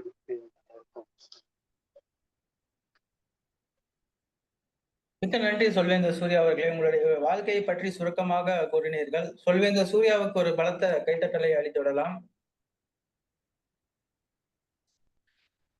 சொல்வேந்தர்களே, விருந்தினர்களே, நாம் அடுத்த பகுதிக்கு செல்லவிருக்கிறோம். அதற்கு முன் நம்முடைய தலைப்பை பற்றி சிறிது பார்த்து விடலாம். நம்முடைய மனம் வெறும் எண்ணங்களை வெறும் தள்ளிவிடும் ஒரு இயந்திரமாக நாம் எடுத்துக்கொள்ளக்கூடாது. நம்மளுடைய மனம் நம்மளுடைய எண்ணங்களை செயல்களாக மாற்றும் ஒரு மிகப்பெரிய சக்தி வாய்ந்த ஒரு கருவி என்று நாம் கூறலாம். புத்தர் இதை கூறியிருக்கிறார், நீங்கள் என்ன நினைக்கிறீர்களோ அதுவாகவே நீங்கள் மாறுகிறாய் என்று. அதற்கு எடுத்துக்காட்டு நம் வாழ்க்கையில் நிறைய இருக்கிறது. உதாரணத்துக்கு நம்முடைய படிப்பை எடுத்துக்கொள்ளலாம். நாம் ஒரு தேர்வில் அதிக மதிப்பெண் எடுக்க வேண்டும் என்று நம் மனதளவில் நம்பிவிட்டால் நம் மனம் அதற்கு தயாராகி இரவு முழுக்க கண் விழித்து நாம் படிப்போம். அதுவே என்னால் முடியாது என்று நாம் நினைத்தால் நாம் வெறும் சாக்கு போக்கை சொல்லிக்கொண்டு நாம் தோல்வியை நோக்கி சென்று கொண்டிருப்போம். அதனாலதான் அந்த காலத்தில் சொல்லி இருக்கிறார்கள், மனம் இருந்தால் மார்க்கம் உண்டு. அதனால் எந்த செயல் வேண்டுமோ, எந்த இலக்கு வேண்டுமோ, என்ன கனவு வேண்டுமோ அதில் நாம் மனது வைக்க வேண்டும். நாம் அந்த ஒரு அசாதாரண செயலாக இருந்தாலும் அந்த செயல் இப்பொழுது நடக்க முடியாது என்று நினைத்தாலும் அதில் நாம் தினமும் மனம் வைத்தால் அது நம்மளுடைய மனம் அதுக்கான வழியை தேடி கொண்டு வந்து தரும். அந்த ஒரு பாடல் வரியை நான் நினைவு கொள்ள ஆசைப்படுகிறேன். MS தோனி படத்திலிருந்து ஒரு பாடல் வரி, எது வேண்டுமோ அதில் தினம் சிந்தனை, எளிதளவே என்றுமே சாதனை என்ற அந்த ஒரு பாடல் வரி இருக்கிறது. ஆகவே நாம் என்ன ஆக வேண்டுமோ அதை பற்றி நாம் சிந்தித்து கொண்டு இருக்க வேண்டும். அப்படி என்றால் நம்ம எளிமையாக அந்த இலக்கை அடைந்து விடலாம். இதை மனதில் வைத்துக்கொண்டு நாம் அடுத்த பகுதிக்கு செல்லவிருக்கிறோம். இப்பொழுது இந்த பகுதி சிறப்பு கல்வியல் அமர்வுக்கான பகுதி. இந்த சிறப்பு கல்வியல் அமர்வை நடத்தி வைக்கும் சொல்வேந்தர் கண்ணன் அவர்களை மேடைக்கு அழைக்கிறேன். அதற்கு முன்னாடி நான் ஒன்று சொல்ல ஆசைப்படுகிறேன். எனது பேக்ரவுண்டில் நான் நேர கணக்காளர் இருப்பதால் என்னுடைய பேக்ரவுண்டில் பார்த்தீங்கன்னா கலர் தெரியும். ரெட்டு வந்தால் அது உங்களுடைய முடிவுன்னு அர்த்தம், அதை பார்த்து கொள்ளுங்கள். கிரீன் வந்தால் சரியான நேரத்தில் இருக்கீர்கள், எல்லோ வந்தால் நேரம் கடந்து விட்டீர்கள், ரெட்டு சிவப்பு நிறம் வந்தால் நீங்கள் பேச்சை உங்களுடைய அளவு முடிந்து விட்டது என்ற அர்த்தம். அதை பார்த்து கொள்ளுங்க. என்னுடைய பேக்ரவுண்ட். நன்றி. எல்லோருக்கும் வணக்கம். சென்னை சொல்வேந்தர் தமிழ் மன்றத்தில் என்னை அழைத்து பேச சொன்னார்கள். தலைப்பு தமிழா நீ பேசுவது தமிழா. நீண்ட காலமாக நானும் 21 ஆண்டுகளாக அரசு பொதுத்துறையில் பணியாற்றி கொண்டிருக்கிறேன். நான் பேசுவது எல்லாமே தமிழ் என்றுதான் நினைத்துக் கொண்டிருந்தேன். அதன் பிற்காலங்களில் தெய்வநேய பாவாணரையும் பெருஞ்சித்திரனாரையும் இரா இளங்கோவனாரையும் அவர்களுடைய நூல்களையும் படித்த பிறகு நாம் பேசுவது அன்றாட வாழ்வில் தமிழா நீ தமிழா அப்படின்னு என்று சொன்ன போது தற்போது பேசும்போது கூட இந்த சொல்வேந்தர் ரொம்ப அற்புதமான சொல். அற்புதங்கிற சொல்லு கூட எனக்கு தமிழாங்கிறது ஐயம் ஏற்படுகிறது. அதுல பேசும்போது நம்ம அதிகமாக நம்ம பேச்சு வழக்குல இருக்கிறது வார்த்தைங்கிற சொல். இந்த வார்த்தை தான் நம்ம பேசியே பழகிறோம். ஆனா வார்த்தை தமிழ் சொல் கிடையாது, அது வடமொழி. சொல்லுதான் தமிழ் சொல். அப்போ நம்ம பேச எல்லாமே யாருன்னு சொல்லுன்னு சொல்றோம், நமக்கு தெரியும். ஆனா நம்ம எப்போதுமே நிறைய கேட்டு வார்த்தைன்னு தான் நம்ம பேசி பழகிறோம். இரா இளங்கோவனார் என்ன சொல்லுவாருன்னா, தமிழ் மொழி சிறப்பா இருக்கணும் அப்படின்னா எங்கெல்லாம் இருக்குன்னு சொல்லுவாருன்னா, வீட்டுல இருக்கணும் பாரு, வீதியில பேசணும் பாரு, அரசுல இருக்கணும் பாரு, நீதிமன்றத்துல அதாவது முறைமன்றத்துல இருக்கணும் பாரு, வழிபாட்டுல இருக்கணும் பாரு, இசையில இருக்கணும் பாரு, பொது வெளியில இருக்கணும் பாரு. அப்ப அவர் சொல்லும் போது எல்லா இடங்களிலும் எங்கும் தமிழ் எதிலும் தமிழ், இப்படி அவருடைய நூல்களையும் படித்து வரும்போது எனக்கு இப்ப அந்த வார்த்தைகளை முதல்ல எடுக்கிறதுக்கு ரொம்ப கடினப்பட்டது. இப்ப பேசும்போது மட்டும்தான் நான் வார்த்தைகளை சொல்ல பயன்படுத்துறேன். என் பொண்ணுக்கெல்லாம் இப்ப அந்த சொல்லலாம் வீட்டுல பேசும்போது இப்ப ரொம்ப மகிழ்ச்சியா இருக்கணும் அப்படிங்கிறத சந்தோஷம், ரொம்ப சந்தோஷம் அப்படிதான் சொல்றோம். சந்தோஷம் தமிழ் சொல் இல்லை. அப்புறம் நம்ம வீட்டுல ஏதாவது கேட்கும்போது அதுல உனக்கு என்ன சந்தேகம் அப்படின்னு நம்ம கேட்கிறோம். சந்தேகமும் தமிழ் சொல் இல்லை, ஐயம் தான் தமிழ் சொல்லு. உனக்கு அதுல என்ன கஷ்டம் அப்படிங்கிறோம். ஏன் உனக்கு என்ன துயரம்னு சொல்லலாம், இல்ல கடினம்னு சொல்லலாம், சொல்றது இல்லை. அப்புறம் எனக்கு அது இஷ்டம் அப்படின்னா விருப்பம்னு சொல்லலாம், அதையும் நம்ம சொல்றது இல்லை. கல்யாணம் கல்யாணம் கல்யாணம் திருமணம் அணைப்பதில் மட்டும்தான் அந்த தமிழ் சொல் இருக்கு. திருமணம்ங்கிறது திருமணம்ங்கிறது வந்து மனம்ங்கிறது வந்து இருவருடைய மனமும் ஒன்றி போறக்கூடிய பொருள் தான் மனம். கல்யாணங்கிறது ஆரவரித்தல்ங்கிற வடமொழி சொல், அதனுடைய பொருள் அதுதான். ஸோ நம்ம அப்படியே பயன்படுத்தியே நம்ம பழகி வரோம். குறிப்பா சொன்னீங்கன்னா வீட்டுல நம்ம அதிகமா பேசுறது சகஜம், அது நம்ம வழக்கங்கிறதே நம்ம மறந்துட்டோம். பேசி வரும்போது இப்ப வீதியில வந்தேன்னு பாத்தீங்கன்னா பிறந்த நாள் வாழ்த்துக்கள் வருதுன்னா யாரும் பிறந்த நாள் அதுல மட்டும்தான் நம்ம பிறந்த நாளுங்கிறத பயன்படுத்துறோம். ஆனா மற்றபடி எல்லாமே தினம் தினம் தினம் எல்லாமே நிறைய தினங்கள்ல நம்ம சொல்றோம். தினம்ங்கிறது தமிழ் சொல் கிடையாது, நாள் தான் தமிழ் சொல். ஆண்டு வருஷம் எத்தனை வருஷம் ஆச்சு, இத்தனை ஆண்டு ஆச்சுன்னு யாருமே சொல்றது இல்லை, வருஷம் தான் சொல்றோம். செய்தித்தாள்களை நீங்க எடுத்துக்கிட்டீங்கன்னா தினத்தந்தி, தினமும் தமிழ் இல்லை, தந்தியும் தமிழ் இல்லை. தந்திங்கிறதுக்கு தொலைவரி தான் சரியான பொருள். தினகரன் அது தமிழ்நாடுகள், தினமும் தமிழ் இல்லை, கழகமும் தமிழ் இல்லை. இப்படி நம்ம எடுத்து சொல்ல வரும்போது பொதுவெளியில இருக்கக்கூடிய இப்பதான் முன்னாடிலாம் வந்து பத்திரிகையாளர்னு சொல்லுவாங்க, அதுவும் தமிழ் இல்லை. இப்பதான் செய்தியாளருங்களும் நம்ம மாத்தி இருக்கோம், நிறைய கொண்டு வரலாம். அவர் சொன்ன மாதிரி நம்ம முயன்று கொண்டுட்டே இருந்தா நம்ம தமிழை யோசிக்க வந்துட்டே இருக்கும். ஸோ இப்ப அதுக்கப்புறம் நான் வருத்தப்பட்டது என்னன்னா தீபாவளிங்கிற சொல்லே தமிழ் இல்லை, அது விளக்கு அணி. தீபம்ங்கிறது விளக்கு, வழிங்கிறது அணி, விளக்கு வரிசையா வைக்கிறதா விளக்கணி பண்டிகை. ஆனா யாருக்கும் தெரியாது. அதை விட ரொம்ப வருத்தப்பட்டது நான் வரக்கூடிய ஆகஸ்ட் 15ஆம் நாள் வருது, எல்லாருடைய இதுலயும் சுதந்திர தினம் தான் இருக்கு. ஆனா விடுதலை நாளுங்கிறது யாருமே சொல்றது இல்லை. சுதந்திரங்கிறது தமிழ் மொழியே இல்லை. விடுதலைங்கிற சொல்லு ஒரே ஒரு இடத்துல ரொம்ப அழகா பயன்படுத்துறாங்க தமிழ்நாட்டுல, சிறைச்சாலையில. அரைச்சாலையில இருக்கோ இல்லையோ, சிறைச்சாலையில மட்டும்தான் விடுதலை அப்படிங்கிறத பயன்படுத்த. சுதந்திரம்னு சொல்லியே நம்ம பழகிட்டோம். இப்படி எல்லா இடங்களையும் எடுத்து பார்த்து பழக இசையில பாத்தீங்கன்னா சங்கீதம், பாடலை பாருங்க, கவிதைன்னு சொல்லி கவிஞர், கவிஞரை சொல்லும் தமிழ் இல்லை, கவிதையும் தமிழ் இல்லை, ரெண்டுமே வடமொழி தான். கவிதைக்கு பா சொல்லலாம், பாடல் சொல்லலாம், செய்யுள் சொல்லலாம். கவிஞருக்கு பாவலன் சொல்லலாம், புலவர் சொல்லலாம். ஆனா பெரிய கவிஞர் எழுத்தாளர்கள் எல்லாரும் தன்னுடைய பேரை வந்து கவி பேரரசுன்னு கூட வச்சுக்கிறாங்க. அதுல பாதி பேரரசு தான் தமிழ். கவிங்கிற சொல்லே தமிழ் இல்லை. ஆனா நம்ம கவிதைன்னு சொல்லியே பழகிட்டோம், யாரும் பா செய்யுள்னு சொல்றது இல்லை. இப்படி பேசி கேட்டு வர எனக்கே வந்து குறிப்பா நான் வந்து என்னுடைய அலுவலகத்துல நிதி ஆலோசகரா இருக்கிறேன். இங்கிலீஷ்ல பினான்சியல் அட்வைசர்ன்னு சொல்றாங்க. எனக்கு ரொம்ப வருத்தப்பட்டது என்னன்னா தமிழ் எடுத்து எழுதணும்னு சொல்லி மும்மொழியாதான் வைக்கணும், நம்ம ஒன்றிய அரசுடைய அலுவலகம். அதுல வைக்கும்போது பாத்தீங்கன்னா நிதி ஆலோசகர், கடைசியில நான் பார்த்தா நிதியும் தமிழ் இல்லை, ஆலோசகரும் தமிழ் இல்லை. கடைசியில பண பரிந்துரையாளர்னு போட்டா எல்லாரும் சிரிக்கிறாங்க, என்ன நிதி ஆலோசகர், எப்ப நீ பண பரிந்துரையாளர்? ஏன்னா திருக்குறள்ல செல்வத்தையும் தான் சொல்லியிருக்காங்க, பணமும் சொல்லியிருக்காங்க, காசு சொல்லியிருக்காங்க. ஆனா எந்த இடத்துலயும் நிதிங்கிற சொல் இல்லை. அடுத்த நம்ம முறைமன்றம், அதாவது நீதிமன்றத்தை, நீதிங்கிற சொல்லும் தமிழ் இல்லை, முறை அந்த சொல்லுதான் தமிழ். ஸோ அங்கேயும் நம்ம அப்படியே வடமொழி கலந்தே பேசி அந்த காலத்துல ஒரே இருந்தவங்க எல்லாரும் அதிகமா இருந்தனால அப்படியே வந்துட்டோம். ஸோ இப்படியே வந்து அரசுக்கு வந்தேன்னு பாத்தீங்கன்னா அரசு இடங்கள்லயும் நிறைய வடமொழி சொற்கள் தான். குறிப்பா ரொம்ப வருத்தப்பட்டதுன்னா என்னுடைய ஊர் வந்து ஒரு ஊரகம், அதை நம்ம கிராமம் சொல்லியே பழகிட்டோம். கிராமங்கிறது பிராகிருத சொல்லு. கிராம சபை சபைங்கிறது வடமொழி. நான் ஒரு மனுவே எழுதி போட்டேன் அரசாங்கத்துக்கு, ஏங்க கிராமங்கிறது பிராகிருத சொல், சபைங்கிறது சமஸ்கிருத சொல்லு, ஊரவைன்னு சொல்லி அவை அஞ்சாமை அவை அப்படின்னு சொல்லி எத்தனையோ திருக்குறள்ல அவையோட தான் நிறைய சொல்லியிருக்காங்க. ஸோ ஊரவைன்னு வைங்க, இல்ல ஊரவை கூட்டம்னு போடுங்க, ஏன் கிராம சபை கூட்டம்னு சொல்றீங்கன்னு சொல்லி எத்தனையோ தடவை நான் மனுவும் கொடுத்துருக்கேன்.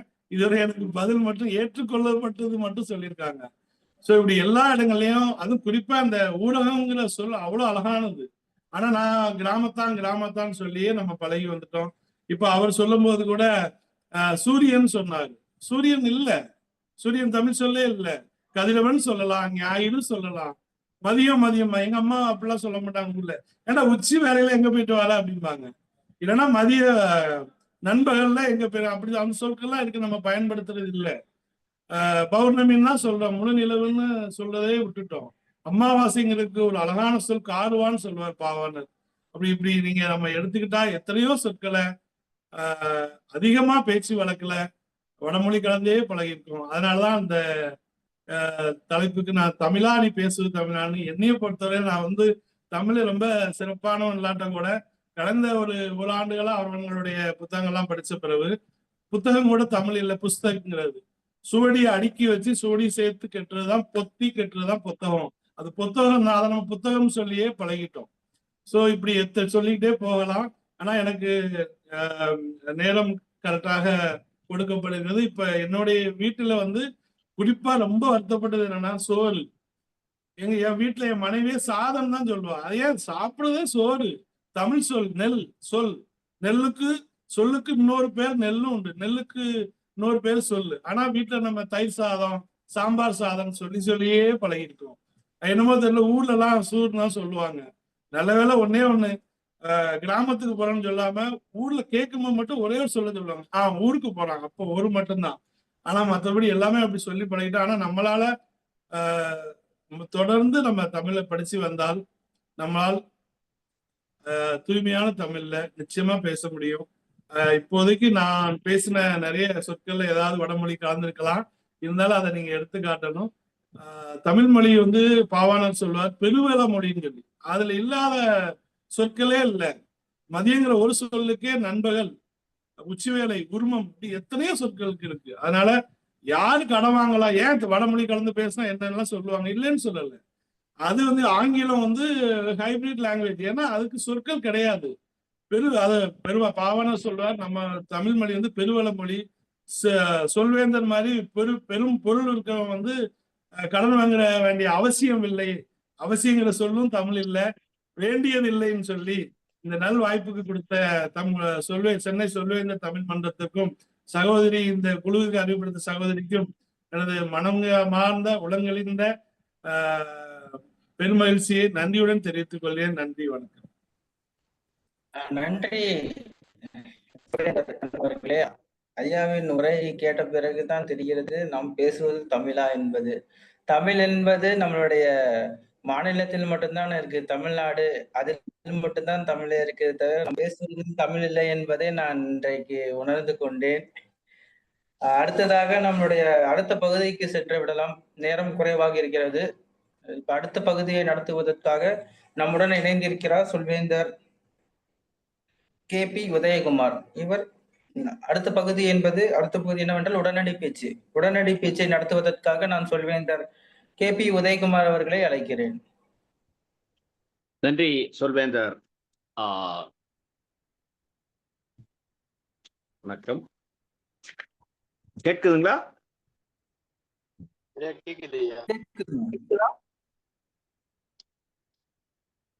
கேக்குதுங்க. அடுத்து சொல்வேன். நன்றி. அடுத்து இன்று கொடுக்கப்படுகின்ற உடனடி தலைப்புகளுக்கு ஏற்ப 2 நிமிடங்களுக்குள் அந்த தலைப்புகளை குறித்து உங்கள் மனதில் எழும் கருத்துக்களை இங்கே பதிவிட வேண்டும். எந்த செயலும் மனம் இருந்தால் மட்டுமே நன்மை பயக்கும். இன்றைய கருப்பொருள் மனம், சொல் தெளிவாக, சொற்றொடர் மனம் இருந்தால் மார்க்கம் உண்டு. முதலாவதாக இந்த உடனடி பேச்சை நிகழ்த்த வருபவர் யார்? உங்கள் பெயரை நீங்களே அறிமுகப்படுத்திக் கொண்டு முன்வாருங்கள். உங்களுக்கான தலைப்பை நான் தருகிறேன். ஜெய்சங்கர், நான் வந்து எடுத்துக்க விருப்பப்படுறேன். நன்றி ஐயா. உங்களுக்கான தலைப்பு,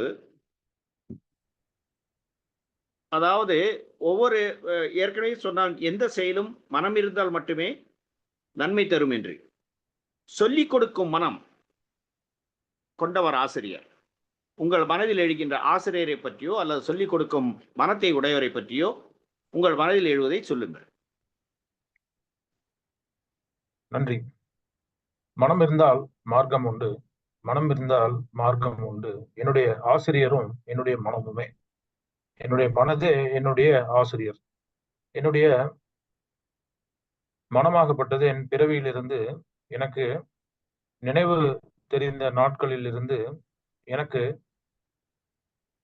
நடத்தப்பட்ட நிகழ்வுகள், வாழ்க்கை, அனைவரும் போன்று வாழ்க்கை வாழ்வதில் பொருட்டு ஒருத்தருக்கும் ஒரு வித்தியாசமான வினைப்பதிவுகளின்படி அனுபவங்கள் இருக்கும். என்னுடைய அனுபவத்தின்படி என்னுடைய மனது எனக்கு கொடுத்திருக்கின்ற பலவிதமான சோதனைகளும், அதே சமயத்துல அதனுடைய ஒரு மனதினுடைய தன்மைகளும், அதை நான் புரிந்து கொண்டது.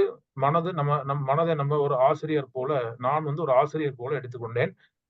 ஏனென்றாக வெளி உலகத்தில் இருக்குபவர்கள், நண்பர்கள், உடன் பிறந்தவர்கள், தாய் தகப்பன் பொறுத்த வரைக்கும் அனைவருக்கும் அவங்கவுங்களுக்கான மனது இருக்கின்றது. அவங்கவுங்களுக்கு தோன்றதை எனக்கு சொல்லியிருக்கிறாங்க. எல்லாத்தினுடைய அடிப்படையிலையும் நான் எடுத்துக்கொண்ட விஷயம், என் மனது நான் எப்படி தயார் செய்து கொள்ள வேண்டும். அதுதான் வாழ்க்கையினுடைய ஒரு உன்னதமான செயலாக நான் கருதுகிறேன்.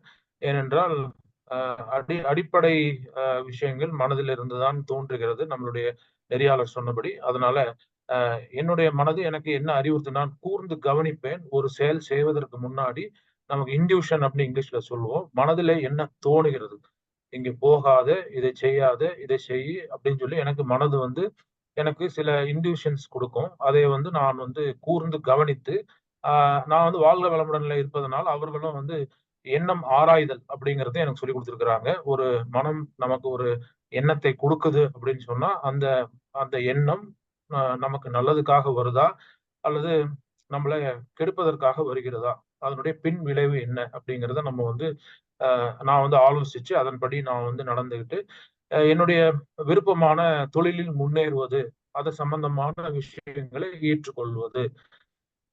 ஒண்ணு இந்த டோஸ்ட் மாஸ்டர்ஸ். ஸோ இந்த மாதிரி சில விஷயங்களை நான் பயின்று கொண்டிருக்கிறேன். என்னுடைய மனது என்னுடைய சிறந்த ஆசிரியர்.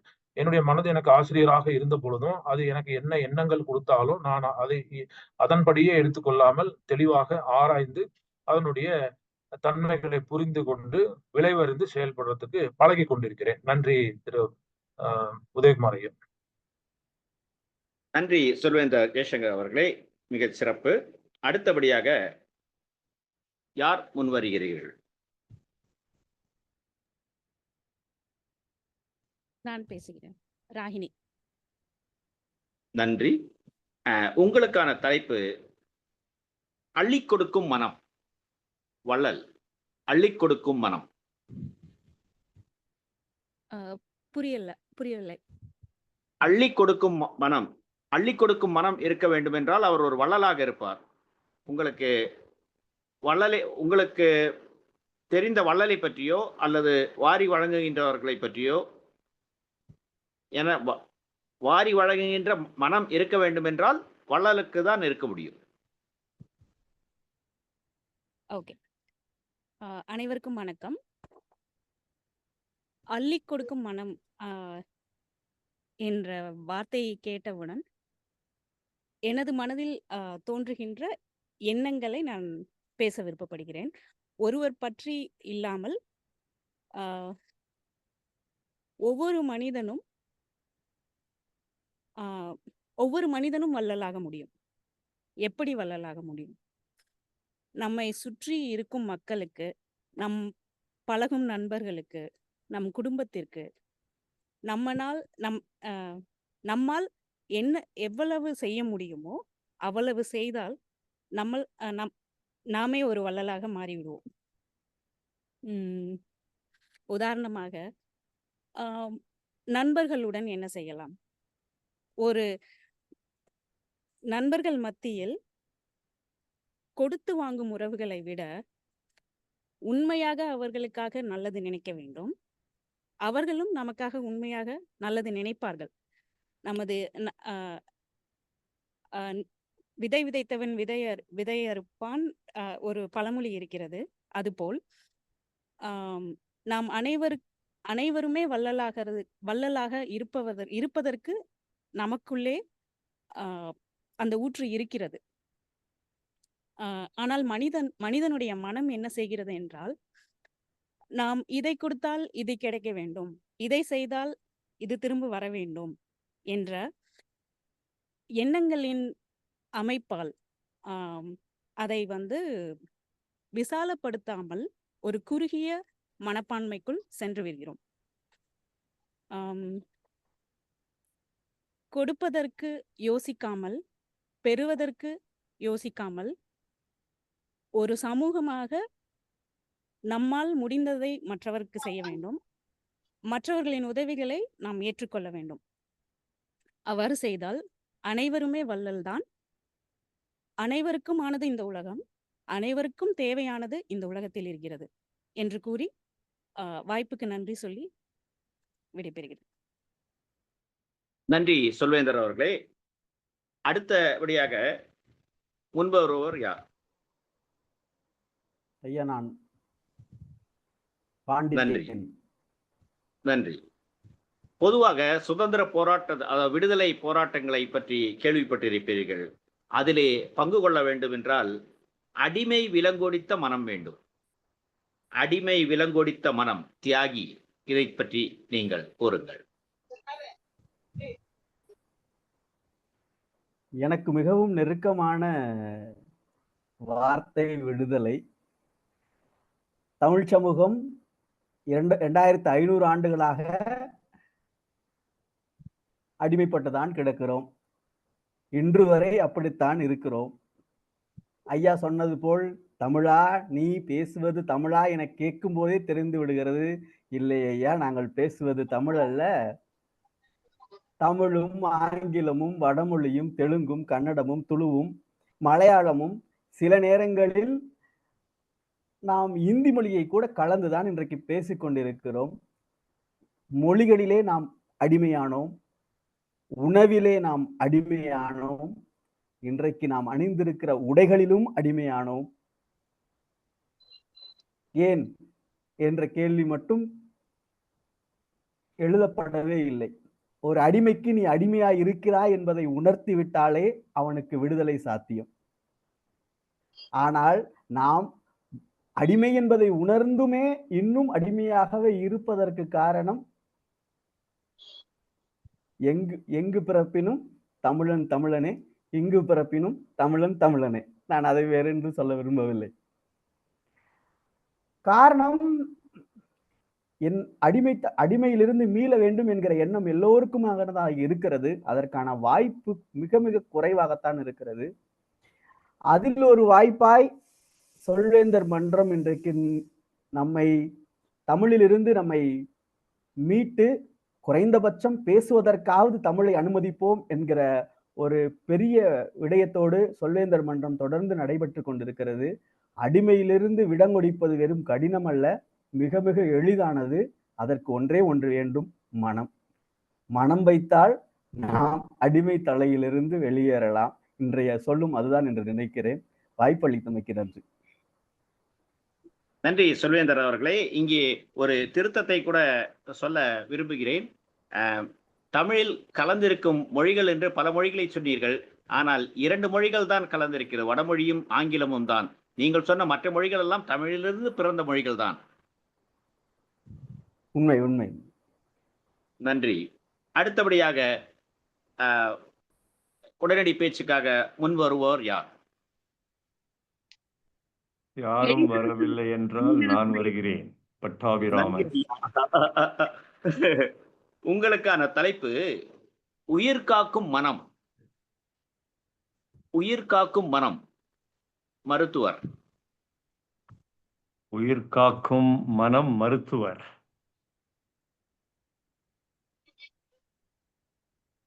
மருத்துவரை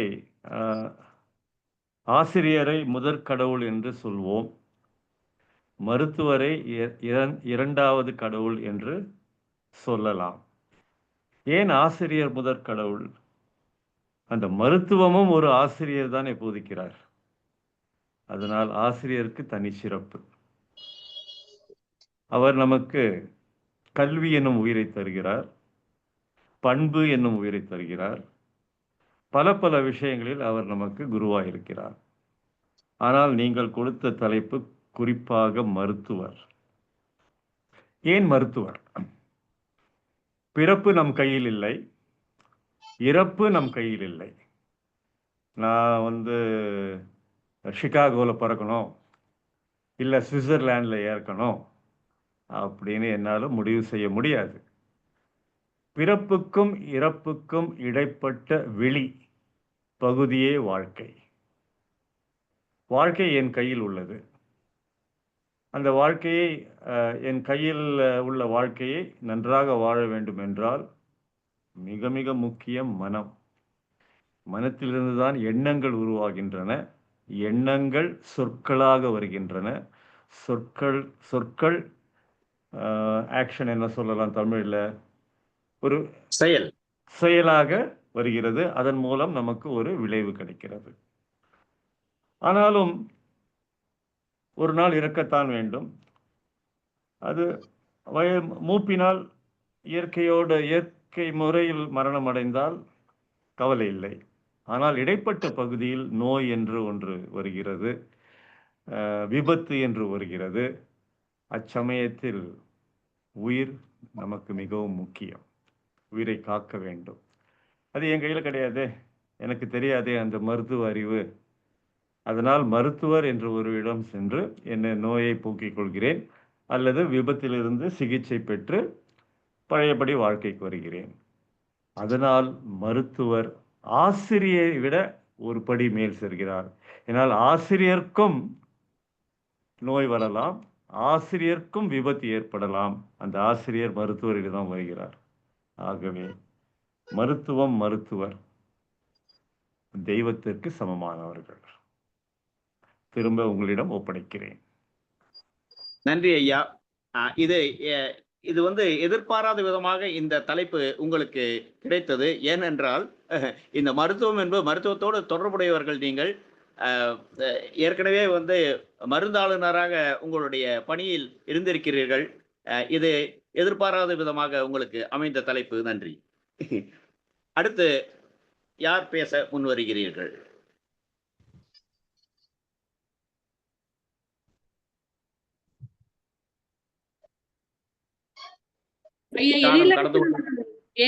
எழிலரசன் அவர்கள் வாலண்டியர். ஓகே, எழிலரசன் அவர்கள்.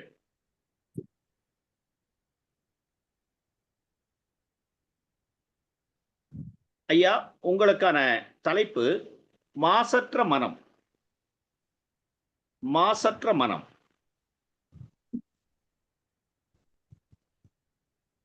ஐயா, தலைப்பு கேட்கிறதா? மாசற்ற மனம்.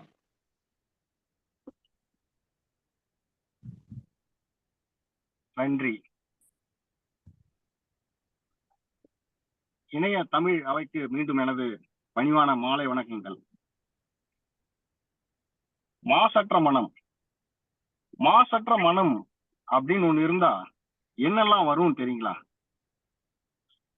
அதாவது நம்ம சம்பாதிக்கிறதுலே ரொம்ப விலைமதிப்பற்ற பொருள் மகிழ்ச்சிங்க. இந்த மகிழ்ச்சின்ற ஒன்று நிறைய விடயங்களை நமக்கு கிடைக்க வாய்ப்பு இருக்குது. நிறைய சம்பாதிக்கும் போது கிடைக்கும், நிறைய வெளி உலகங்களை சுத்தி பார்க்கும் போது கிடைக்கும், பிறருக்கு உதவும் போது கிடைக்கும். இருந்தாலும் நம்ம மாசற்ற மனம்ன்றது இந்த எந்த எதிர்பார்ப்புமே இல்லைங்க. எந்த ஒரு செயலையும் இல்லாம மாசற்ற மனம் அப்படின்ற ஒண்ணு இருந்தா போதும், மகிழ்ச்சி தானா நமக்கு வருங்க. இது இறைவனால் அடிக்கப்பட்ட ஒரு கொடைன்னு சொல்லலாம். எதையும் தேடி போகத்தால மனம் மட்டும் மாசு இல்லாம போனா மகிழ்ச்சின்றது தானாவே சேருன்றது நிதர்சனமான உண்மை. இதை நம்ம நிறைய விடயங்களை பார்க்கலாம். நம்ம நிறைய உலக விடயங்களை தெரிஞ்சுக்கணும்னு ஆசைப்பட்டு செய்திகளை பார்க்கறோம், அதை பார்க்கறோம், இதை பார்க்கறோம். எதுலயாவது நமக்கு சந்தோஷம் கிடைக்குதுங்களா, மகிழ்ச்சி கிடைக்குதுங்களா? அப்படி எதுவுமே நடக்கிறது இல்லை. மாசற்ற மனம் இருக்கும்போது எந்த எதிர்பார்ப்புமே கிடையாதுங்க. எதையுமே நோக்கி ஓட தேவையில்ல. நம்ம இதை கேட்கணும், அதை கேட்கணும், அவங்க நம்மளை புகழணும், இவங்க நம்மளை இழறாங்களே இப்படின்ற எண்ணங்களை தேடி அலையும் போது நம்ம மனசு மாசடையுது. அப்ப மகிழ்ச்சி குறையுது. அந்த மாசற்ற மனத்தை நம்ம வசம் வச்சிருக்கும் போது இந்த எந்த எதிர்பார்ப்புமே தேவையில்ல, யாருமே எதுவுமே செய்ய தேவையில்ல, நமக்கு மகிழ்ச்சின்றது தானா வரும். மனித இனத்துடைய முக்கியமான குறிக்கோளே பயணமே மகிழ்ச்சியை நோக்கியானதுதான். இந்த மாசற்ற மனம் ஒண்ணு இருந்தா போதும், எந்த ஒரு செய்கையும் இல்லாம தானாவது உங்களை அடையுங்க. நன்றி. இணைய மேடை மீண்டும். நன்றி ஐயா, நன்றி. 2 நிமிடங்கள் நீங்கள் கூறிய இந்த செய்தியை வள்ளுவ பெருந்தகை அவர்கள் 2 வரிகளில் சொல்லியிருக்கிறார். மனத்துக்கண் மாசிலானாதல் அனைத்தரன் ஆகுல நீர பெற. நன்றி ஐயா. அடுத்தபடியாக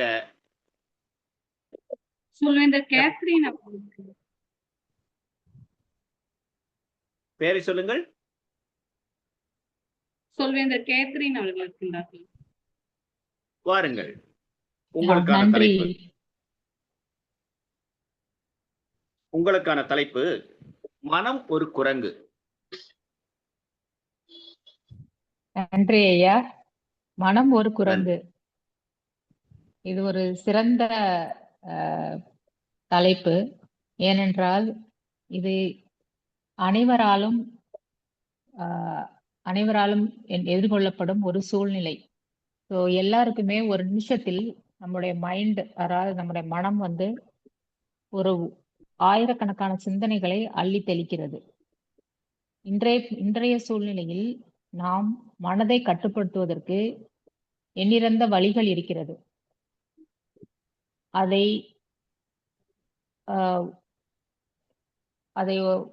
இம்ப்ளிமெண்ட், அதாவது செயல்படுத்துவதற்கும் நமக்கு பல விதமான வழிகள் உள்ளன. உதாரணத்திற்கு மனத்தை ஒழுங்குபடுத்துவதற்கு யோகா,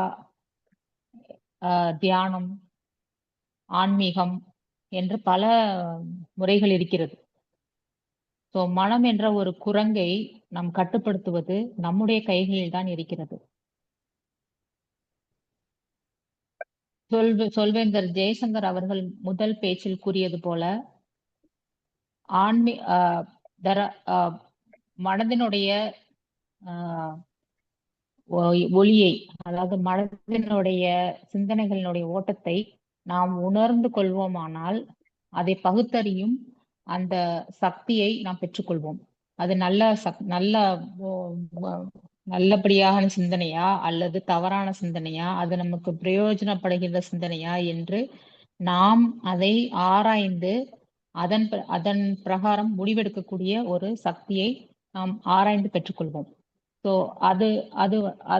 அந்த முறைப்படி நாம் மனதை கட்டுப்படுத்த முடியும். மனது என்ற குரங்கை நம் கைவசம் வைத்திருக்க முடியும். இன்றைய சூழ்நிலையில் பலவிதமான தீய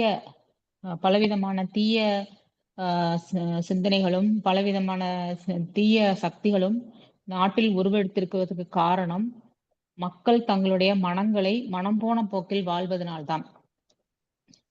ஒரு ஒழுக்கமுறை அல்லது ஒரு கட்டுப்படுத்துகின்ற ஒரு தன்மை இன்றைய இளைய தலைமுறையினருக்கு குறைந்து வருகிறது. ஸோ அதன் மூலம் நாம் நம்மளுடைய அடுத்த தலைமுறையினரை நெறிப்படுத்த வேண்டுமென்றால் அவர்களுக்கு மனம் என்ற குரங்கை எப்படி கண்ட்ரோல், அதாவது கட்டுப்பாட்டுக்குள் வைத்திருக்கிறது என்பதனை அந்த சூட்சுமத்தை அவர்களுக்கு சொல்லித்தர வேண்டும். இல்லை என்றால் நமது சமூகம் மனம் போன போக்கில் போய் பல்விதமான இன்னல்களுக்கு ஆளாகும். அதற்கு நம்முடைய முன்னோருடைய பல்விதமான நெறிமுறைகளை தலைமுறை தாண்டி நாம் அதை கடத்துவது நம்முடைய பொறுப்பு. ஸோ நாம் மட்டும் நம்முடைய மனம் என்ற குரங்கை கட்டுப்படுத்தி வைத்திருந்தால் போதாது, நாம் நம்முடைய அடுத்த தலைமுறையினருக்கும் அந்த மனத்தை எப்படி நெறிப்படுத்துவது, அது மனம் போன போக்கில் நம்முடைய வாழ்க்கையை வாழாமல் இருப்பது எப்படி, கட்டுப்பாட்டிற்குள் எப்படி வாழ்க்கையை நடத்துவது, நல்ல சிந்தனைகளை எப்படி சென்று சேர்ப்பது என்ற பலவிதமான ஐடியாக்களை நாம் அவர்களுக்கு சொல்லித்தர வேண்டும். இதன் மூலம் நாம் சமூகமாக ஒரு மனம் என்ற குரங்கை கண்ட்ரோல் பண்ண முடியும். தனிப்பட்டவர்களுடைய மனத்தை கட்டுப்படுத்துவதன் மூலம் அதாவது நம் ஒரு சமூகத்தினுடைய சிந்தனைகளையும் நாம் கட்டுப்படுத்தி நெறிப்படுத்த முடியும். அதுவே நம்மளுடைய ஆரோக்கியமான சமூகத்திற்கு சிறந்த ஒரு வழிவகுக்கும். நன்றி. நன்றி சொல்வேந்தர் அவர்களே. முனைவர் பட்டத்திற்கு உட்படுத்த வேண்டிய கருத்துக்களை நீங்கள் உரைத்திருக்கிறீர்கள். கடைசியாக ஒரு வாய்ப்பு, நேரம் கருதி ஒரே ஒரு வாய்ப்பு, யார் முன்வருகிறீர்கள்?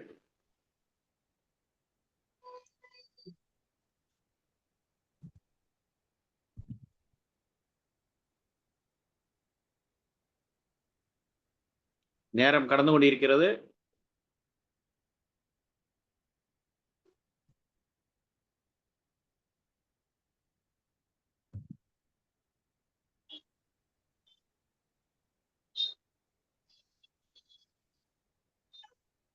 சூர்யா முன்வருகிறீர்களா? சொல்லுங்க, வரேன். கடைசி வாய்ப்பு. மனம் மூளையா இதயமா? மனம் மூளையா இதயமா? உங்கள் கருத்து.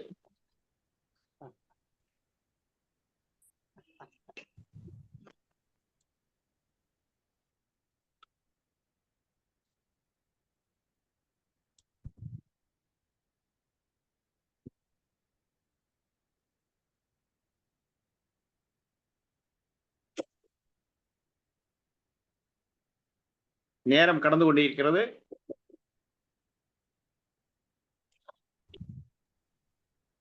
சூர்யா இருக்கீங்களா? சார் நேரமாகி விட்டது. அடுத்த நிகழ்ச்சிக்கு போகலாம். வாய்ப்புக்கு நன்றி. அருமையான கருத்து. மிஸ் பண்ணி விட்டார்னு நினைக்கிறேன். ஓகே சார் நேரமாகி விட்டது. அடுத்த நிகழ்ச்சிக்கு செல்லலாம். நன்றி சொல்வேந்தர் உதயகுமார் அவர்களே. அருமையாக இந்த கூட்டத்தை நடத்தினீர்கள். தலைப்பு மிகவும் இந்த கருவுக்கு ஒட்டியே இருந்தது. எல்லாரும் மனத்தை பற்றி சிறப்பாக பேசினார். நான் பேசுவதற்கு மேல் சிறப்பாக பேசினீர்கள். அதற்கு நன்றி. சூரியகுமார் ஐயாவுக்கு உதயகுமார் ஐயாவுக்கு ஒரு கைத்தட்டலை வழங்கிவிடலாம். இப்பொழுது நாம் மதிப்பீடு பகுதிக்கு செல்லவிருக்கிறோம். அதை நடத்துவதற்கு நம்முடன் இருக்கிறார் சொல்வேந்தர் ஜெய்சங்கர். சொல்வேந்தர் ஜெய்சங்கர், இந்த மேடை உங்களுடையது.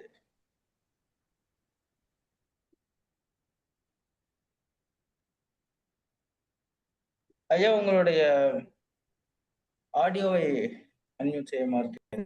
நன்றி சொல்வேந்தர் ராஜபாலாஜி மற்றும் நிகழ்ச்சி நெறியாளர் ராஜபாலாஜி, நன்றி.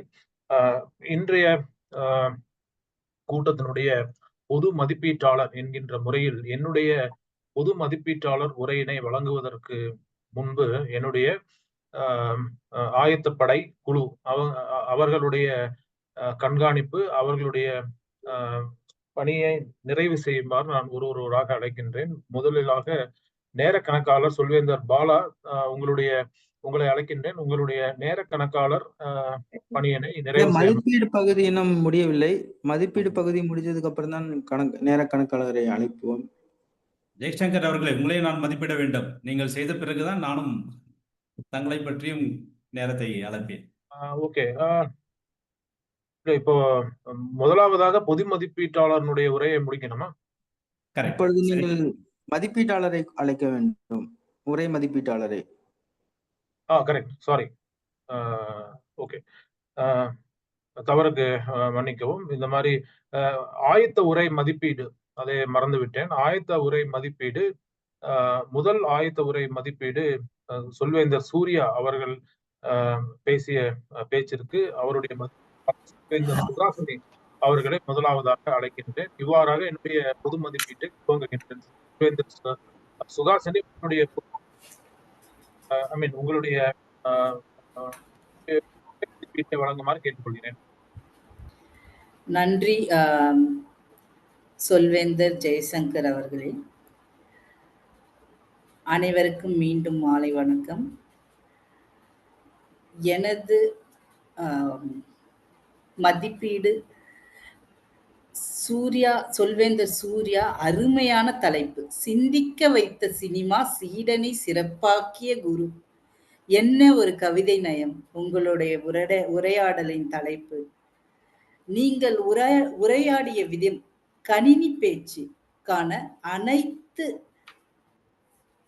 விதிமுறைகளையும் கட்டுப்பாடுகளிலும் சிறந்ததாக விளங்கியது.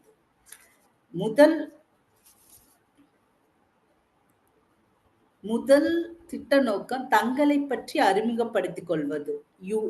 நீங்கள் மிக அருமையாக உங்கள் பெயரின் விளக்கம், நீங்கள் கதை எழுதுபவர் என்பது உங்களின் பெயரின் விளக்கமும் உங்கள் ஊரின் பெயரையும் வைத்தே நன்றாக புரிந்தது. உங்கள் திட்ட நோக்கம் முதல் படியை நீங்க வெற்றிகரமாக கடந்தீர்கள்.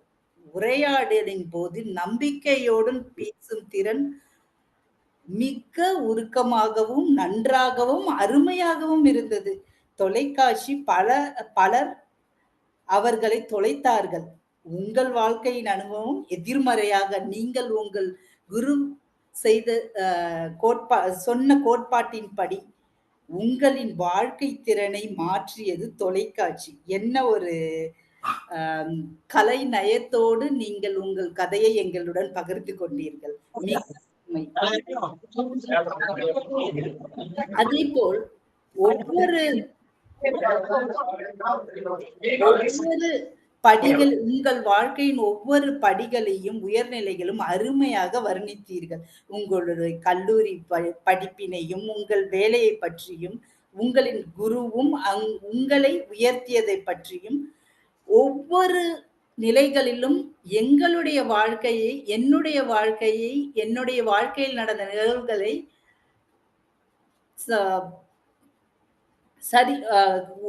உணர்த்துவது போல, ஞாபகப்படுத்திக் கொள்வது போல இருந்தது. அருமையான விளக்க உரை உங்களின் வாழ்க்கையை பற்றி.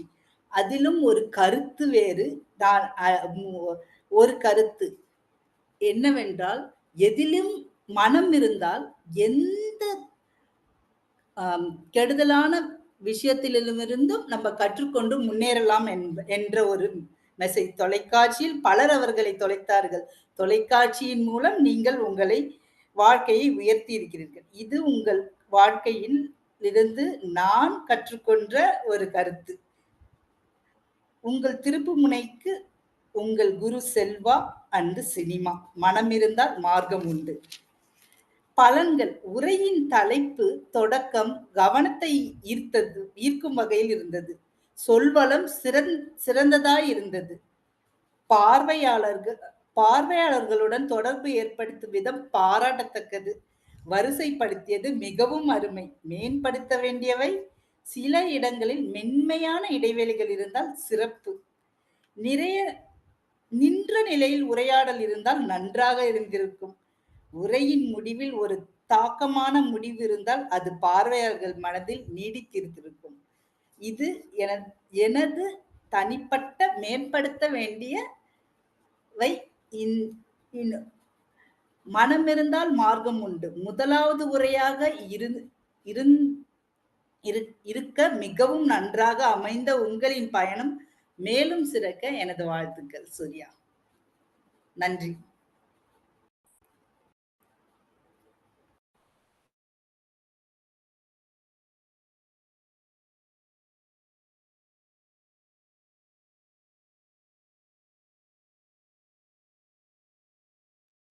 நன்றி.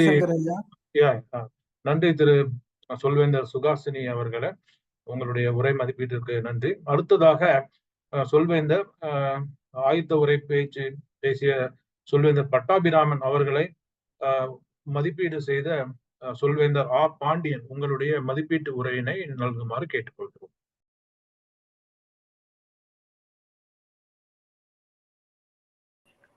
வணக்கம். ஒரு சிறந்த பேச்சாளருக்கு அழகே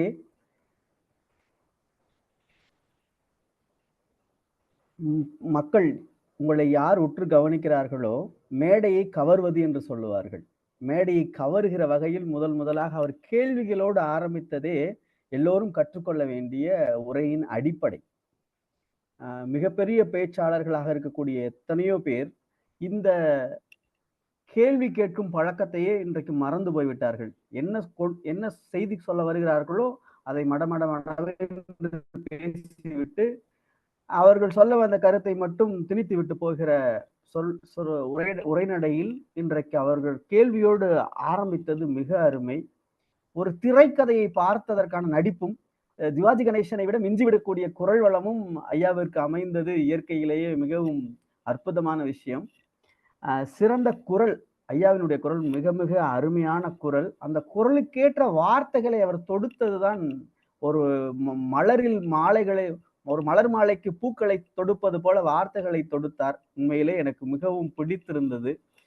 அவர் சொன்ன கருத்தில் எனக்கு உடன்பாடு இல்லாவிட்டாலும் அவருடைய சொல் நயம், அவர் தேர்ந்தெடுத்த எழுத்துக்கள், தேர்ந்தெடுத்த இடம், அந்த கதையினுடைய பாவனை, அவருடைய ஏற்ற இறக்கம், இது எல்லாம் நாம் கற்றுக்கொள்ள வேண்டிய விடயங்கள்.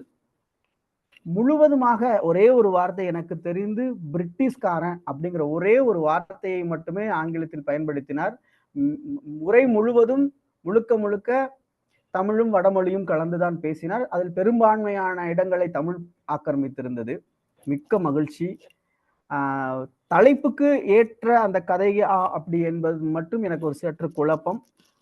இவர் இறுதியில் நம் பேச்சை கேட்கக்கூடிய மக்களுக்கு என்ன சொல்ல வருகிறோம் என்பதை தெளிவாக சொன்னார். ஆனால் எடுத்துக்கொண்ட தலைப்பிற்கு முடித்த முடிவுக்கு தொடர்பு இருப்பதை போல் நான் உணர முடியவில்லை. அதை மட்டும் கொஞ்சம் மாற்றிக்கொண்டால் மிக அருமையான பேச்சு. மிக்க நன்றி. வாய்ப்புக்கு நன்றி. இணைய மேடை இப்பொழுது உங்களுக்கு. நன்றி உரை மதிப்பீட்டாளர் பாண்டியன் அவர்களே. அடுத்ததாக நம் அடுத்த பகுதிக்கு செல்வோம். அதாவது என்னுடைய குழுவில் இருந்து முதலாவதாக நேர கணக்காளர் திரு பாண்டியன் அவர்களை வரவேற்கின்றேன். பாண்டியனுடைய சொல்வேந்தர் பாண்டியன் அவர்களுடைய முன்னுரையை என்னால் காரில் வந்து கொண்டு பொழுது எடுத்து சொல்ல முடியவில்லை. அவருடைய அவர் சொந்த ஊர் தேனி மாவட்டம் போடிநாயக்கனூர், படிப்பு பிடெக், பிட்ஸ் பிலானி ஹைதராபாத்தில் டிப்ளமோ, பிஎஸ்சி பாலிடெக்னிக் கோவையில் படித்திருக்கிறார். தொழில் மின்னணு மற்றும் மின் பொறியாளர், எலக்ட்ரிக்கல் அண்ட் பிசிஎல் புரோகிராமர். தற்போதைய வேலை பகுதி மேலாளர், தென்னிந்தியா. விருப்பம் தமிழ் மேடை பேச்சு. 5ஆம் வகுப்பில் தொடங்கி இன்று வரை பேசி வருகிறார். தமிழ்நாட்டில் ஒரு சிறந்த பேச்சாளராக வருவதே அவருடைய நோக்கம். இணையத்தில் பிரதியில் தொடர்கதை எழுதி வருகிறார். கவிதை, புதினம், தற்கால இலக்கியம், இலக்கியங்களில் அறிவியல் கருத்துக்களை கண்டறிவதில் மிகுந்த ஆர்வம் உடையவர். அவரை இப்பொழுது அழைக்கின்றேன். டைமர் பாலா இல்லையா ஐயா? கொஞ்சம் ஆமா, பாலா தான் டைமர். அது முதல்ல நான் சொல்லியிருக்கணும், பரவாயில்ல. டைமர் பாலா, உங்களுடைய உரையினை நல்குமாறு கேட்டுக்கொள்கிறேன். ஓகே, அனைவருக்கும் வணக்கம். நான் இப்பொழுது யார் என்னென்ன டைம்ல நேரத்தை எடுத்துக்கொண்டிருக்கேன் என்பதை நான் கூற விரும்புகிறேன். திரு சூர்யா அவர்கள் 9 நிமிடம் 20 வினாடி. பிறகு பேச வந்த பட்டாபிராமன் அவர்கள் 7 நிமிடம் எடுத்துக்கொண்டார். பிறகு கல்வியல் அமர்வு பற்றி விஜயகுமார் அவர்கள் 9.35 நிமிடங்கள் எடுத்துக்கொண்டார். உடனடி பேச்சு ஜெய்சங்கர் அவர்கள் 2.33 நிமிடங்கள் எடுத்துக்கொண்டார். திரு ராகினி அவர்கள் 2.17 நிமிடம் எடுத்துக்கொண்டார். திரு பாண்டியன் அவர்கள் 2 நிமிடம் எடுத்துக்கொண்டார்கள். உயிர்காக்கும் மனம் மருத்துவர் பட்டாபிராமன் 2.28 நிமிடம் எடுத்துக்கொண்டார். திரு எழிலரசன் 1.47 நிமிடம் எடுத்துக்கொண்டார். திரு கேத்ரின் அவர்கள் 4.5 நிமிடம் எடுத்துக்கொண்டார்கள்.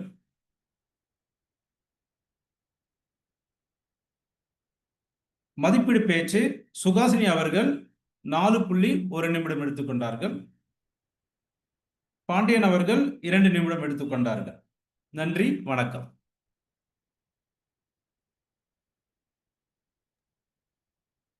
நன்றி. நேர கணக்காளர் சொல்வேந்தர் பாலா. அடுத்ததாக உரிச்சொல் கணக்காளர் சொல்வேந்தர் ராகினி, உங்களுடைய உரையினை வழங்குமாறு கேட்டுக்கொள்கிறேன். ராகினி. நன்றி சொல்வேந்தர் ஜெய்சங்கர் அவர்களே.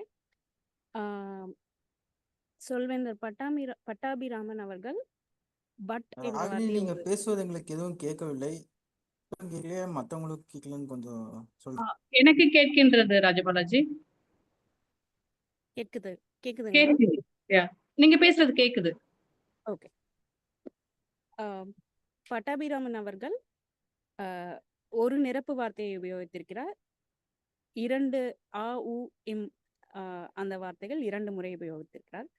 சூர்யா அவர்கள் 2 நிரப்பு வார்த்தைகள் ரிப்பிட்டேஷன் அப்படி சோ என்ற வார்த்தைகள் உபயோகித்திருக்கிறார்.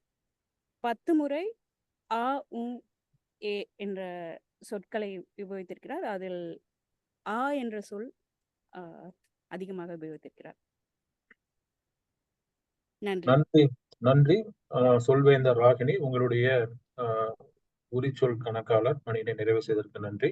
அடுத்ததாக இலக்கணவாளர் சொல்வேந்தர் எழிலரசன், உங்களுடைய உரையினை மதிப்பீட்டினை சொல்லுமாறு கேட்டு. மீண்டும் எனது மாலை வணக்கங்கள். மனம் இருந்தால் மார்க்கம் உண்டு. இந்த சொற்றோட மேன்மிகு சொல்வேந்தர் பட்டாபிராமன் அவர்கள் ஒரு முறை பயன்படுத்தியிருக்காரு. ராஜபாலாஜி அவர்கள் ஒரு முறை பயன்படுத்தினாரு. கண்ணன் அவர்கள் ஒரு முறையும், சுகாசினி அவர்கள் ஒரு முறையும், பாண்டியன் அவர்கள் ஒரு முறையும் பயன்படுத்தியிருக்காங்க. ரொம்ப சிறப்பு. ஒரு உந்துதலா பயன்படுத்தாம அவங்களுடைய பேச்சுடைய இயல்புல பயன்படுத்துறது ரொம்ப சிறப்பான விடயம்.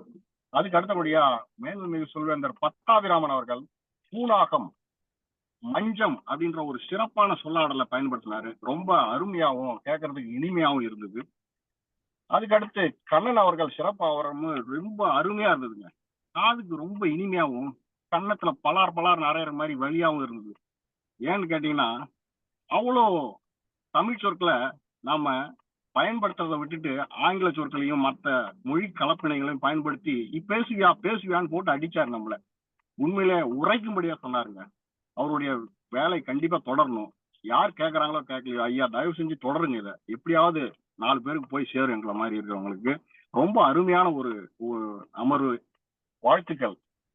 அடுத்தபடியா ஆங்கில சொற்கள் மிக சரளமா பயன்படுத்தப்பட்டதுங்க. அதை மட்டும் நம்ம குறைச்சிக்கணும். சுச்சுவேஷன்ன்றதுக்கு சூழல்னு பயன்படுத்தலாம், விஷயம்ன்றதுக்கு விடயம் பயன்படுத்தலாம், கரெக்டா சரியாகன்னு பயன்படுத்தலாம். பட் ஆனால் ஆன்லைன்ன்றதுக்கு பதிலாக இணைய வழின்னு பயன்படுத்தலாம். சவுண்டுக்கு ஒலி சப்தம்ன்றதை பயன்படுத்தலாம். ஜாயின் இணைந்தது, பெஸ்ட்ன்றதுக்கு சிறப்பு, டிரான்ஸ்மிஷன் மாற்றப்படுவது, ஆப்போசிட் எதிராக, டிவின்றதுக்கு தொலைக்காட்சின்னு பயன்படுத்தலாம், சினிமாவுக்கு திரைப்படம் பயன்படுத்தலாம், பேக்ரவுண்ட் என்பதற்கு பின்புலம் பின்திரை அப்படின்றத நம்ம நேரக்காப்பாளர் பயன்படுத்தலாம். மிகச்சிறப்பான சொல்லாடல்களை கேட்க முடிஞ்சது. காதுக்கும் கண்ணுக்கும் இனிமையா இருந்தது. வாழ்த்துக்கள். இணைய மேடை மீண்டும் பொது மதிப்பீட்டாளரிடம். நன்றி சொல்வேந்தர் திரு எழிலரசன் அவர்கள் உங்களுடைய உரையினை சமர்ப்பித்ததற்கு. அடுத்ததாக கவனக்கர் சொல்வேந்தர் கவிதா, உங்களுடைய பணியினை துவங்கி முடிக்குமாறு கேட்டுக்கொள்கிறேன். அனைவருக்கும் வணக்கம்.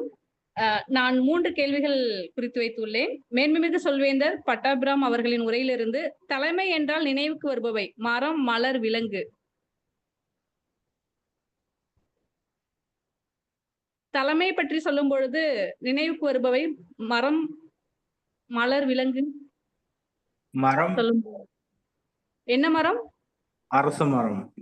விலங்கு? சிங்கம். மலர்? தாமரை. தாமரை, ரோஜா. தாமரை. நம்ம என்ன வச்சிருக்கோம்? சொல்வேந்தர் சூர்யா வேலை பார்த்த நிறுவனம்? Sony electrical. தற்போது அவர் செய்து கொண்டிருக்கும் தொழில்? இ-சேவா. ஓகே. ஆனா கல்வியில் அமர்வு அளித்த சொல்வேந்தர் கண்ணன் அவர்களின் சொந்த ஊர்? திருநெல்வேலி. அனைவரும் சிறப்பாக கவனித்துள்ளீர்கள். மிக்க நன்றி. மேடையை மேன்மைமிகு சொல்வேந்தர் ஜெய்சங்கர் அவர்களிடம் ஒப்படைக்கிறேன். நன்றி சொல்வேந்தர். கவனக்கர் சொல்வேந்தர் கவிதா அவர்களே மற்றும் இந்த தனி குழுவில் இடம்பெற்ற சொல்வேந்தர் பாலா, ராகினி, எழிலரசன், சரவணன், உங்கள் அனைவருக்கும் இந்த குழுவின் சார்பாக நன்றியை சொல்லிக்கொண்டு என்னுடைய பொது மதிப்பீட்டாளர் உரைவினை துவக்குகின்றேன். முதலாவதாக திருத்தங்கள் அப்படின்னு சொல்லி இதுல நான் பார்க்கிறப்போ முதலாவதான திருத்தம் என்னிடமிருந்தே ஆரம்பிக்கின்றது. நான் இன்று கோயம்புத்தூரில் இருக்கின்றேன். நான் இங்க வந்து என்னுடைய தொழில் சார்ந்து இன்னைக்கு வேற ஒரு ஐடி மீட்டிங்ல கலந்து கொண்டு நான் திரும்பி வருவதற்கு கொஞ்சம் நேரம் ஆயிட்டதுனால 5 மினிட்ஸ் டைம் பர்மிஷன் வாங்கி காலதாமதமாக லாகின் செய்து கொஞ்சம் இந்த இன்ட்ரோடக்ஷன்ஸ் அறிமுகத்தை நான் சரியாக சொல்லலை. அப்படின்றப்போ என்னுடைய தவறுக்கு நான் வந்து அடுத்த முறை இந்த மாதிரி ஒரு மீட்டிங் பார்ட்டிசிபேட் பண்றப்போ பங்கெடுத்துக் கொள்றப்போ முழு பார்ட்டிசிபேஷன் ஆரம்பத்தில் ஒரு 5 நிமிஷம் முன்னாடியாக நம்ம லாகின் பண்ணணும். அதுக்கப்புறம் அது முக்கியமான விஷயமாக நான் பார்க்குறேன். அது என்னிடமிருந்து அந்த திருத்தத்தை நான் எடுத்துக்கொள்கிறேன். மற்ற மீட்டிங்லையும் நான் உடனடியாக செயல்பாட்டுக்கு கொண்டு வர்றேன். நாளைக்கு நடக்கிற மீட்டிங் எல்லாத்துலேயும். அடுத்ததாக இந்த மீட்டிங் துவங்கிய ஃபர்ஸ்ட் ஒரு 5-7 நிமிடம் நான் இந்த மீட்டிங்ல இல்லை. அதுக்கப்புறம் இந்த மீட்டிங் வந்து இந்த கூட்டமாகப்பட்டது இன்றைக்கு இந்த அட்டவணைப்படி சரியாக நடந்திருக்குது. இந்த அட்டவணையின்படி சரியாக நடந்திருக்குது. என்னுடைய நேரம் பொது மதிப்பீட்டாளர் பற்றி நான் சொல்லியிருக்கிறேன். இன்று நிகழ்ச்சி நெறியாளர் திரு ராஜபாலாஜி மனம் அப்படிங்கிற ஒரு ஆழ்ந்த மற்றும் இன்னைக்கு பொது மனுஷங்க வந்து மனம் அப்படிங்கிறத பத்தி யாரும் யோசிக்கிறதே கிடையாது. அதுதான் வந்து நார்மலான ஒரு விஷயம். ஒரு விவசாயிகிட்ட போய் கேட்டா மனம் சார்ந்த விஷயங்கள் அப்படின்னா அவங்க அதெல்லாம் பத்தி யோசிக்கவே மாட்டாங்க. அவங்க அது வந்து இன்னைக்கு நம்ம நகரப்புறத்துல இருக்கிறவங்க மனதை பத்தி நிறைய விஷயங்கள் நம்ம வந்து தெரிந்து கொண்டிருக்கிறோம். மனது அப்படிங்கிற விஷயத்த நம்ம எடுத்துக்கிட்டு அதை உற்று நோக்கணும் அப்படின்னு சொல்லி நம்ம வந்து இன்னைக்கு தலைப்பை வச்சு அது சம்பந்தமான அவருடைய நடை, அவருடைய பயிற்சி வகுப்புகள் மிகவும் பயனுள்ளதாக இருக்கின்றது. அனைவரும் அதை பின்பற்றுவோம். மற்றபடியாக இன்னைக்கு ஆயத்த உரை கொடுத்த 2 பேருமே மிக அருமையான ஆயத்த உரையை கொடுத்தாங்க. அதுலயும் ஒரு சின்ன திருத்தம்.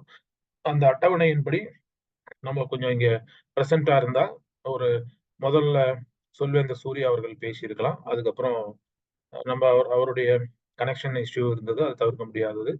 இது ஒரு சின்ன ஒரு திருத்தம் நான் வந்து சொல்லி கடமைப்படுறேன். அதாவது நம்ம ஒரு இணையவழி கூட்டத்துல இணைந்திருக்கிறோம். அப்படிங்கிறப்ப நம்ம இன்டர்நெட் கனெக்ஷன்ஸ் இதை வந்து நம்ம மிகவுமாக இதை நம்ம கரெக்டா இருக்குதா, பேண்ட்வித்ல கரெக்டா இருக்குதான்னு பார்த்துக்கணும் அப்படிங்கிறது என்னுடைய ஒரு வேண்டுகோளாக இருக்கின்றது. மற்றபடியாக இந்த கூட்டத்தில் நடந்த அனைத்து செயல்பாடுகளும் எனக்கு திருப்தி அளிப்பதாகவும் என்னுடைய செயல்பாடுகள் சற்று நான் மாற்றிக்கொண்டிருக்கணும். இது வந்து அடுத்த மீட்டிங்கில் நான் தொடர அனுமதிக்க மாட்டேன். அப்படிங்கிறப்ப அது மட்டும் இல்லாம மற்ற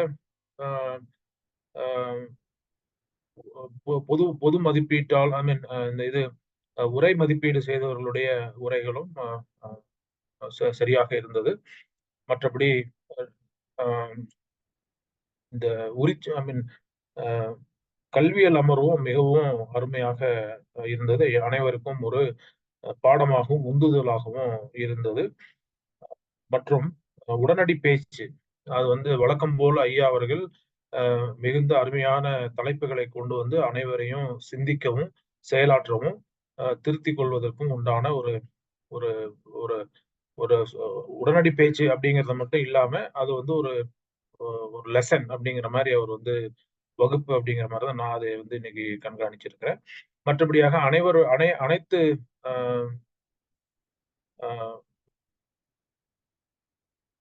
இன்று பார்ட்டிசிபேட் பண்ண அனைவரும் பேச்சாளர்கள் மற்றும் உரை மதிப்பீட்டாளர் அவர்களுடைய கடமையை சரியாக செய்தார்கள். அருமையான உடனடி பேச்சு தலைப்புகள் கொடுக்கப்பட்டது. அப்படிங்கிறதோட என்னுடைய உரையை முடித்துக்கொண்டு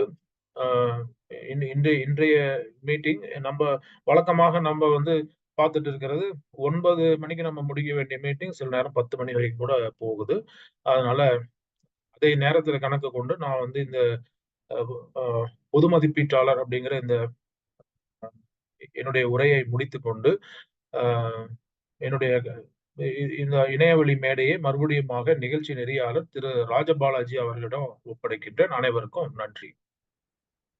நன்றி சொல்வேந்தர் ஜெய்சங்கர் அவர்களே. ஜெய்சங்கர் அவர்கள் மற்றும் மதிப்பீட்டாளர் மற்றும் அவருடைய குழுக்களுக்கும் ஒரு நல்ல ஒரு கைத்தட்டலை வழங்கிவிடலாம். இப்பொழுது நாம் கூட்டத்தின் இறுதிக்கு வந்து விட்டோம். நம் இந்த கரு பார்த்தீங்கன்றால் மனத்தை பற்றி நாம் பேசிக்கொண்டிருந்தோம். நான் இந்த ஒரு முடிவுரையுடன் முடித்துக் கொள்கிறேன். நம்முடைய மனம் என்பது ஒரு சக்தி வாய்ந்த கருவி. அது ஒருவரால் மட்டும்தான் கட்டுப்படுத்த முடியும். அது யார் என்றால் நீங்கள் தான். உங்கள் மனதை நீங்களால் மட்டும்தான் கட்டுப்படுத்த முடியும்.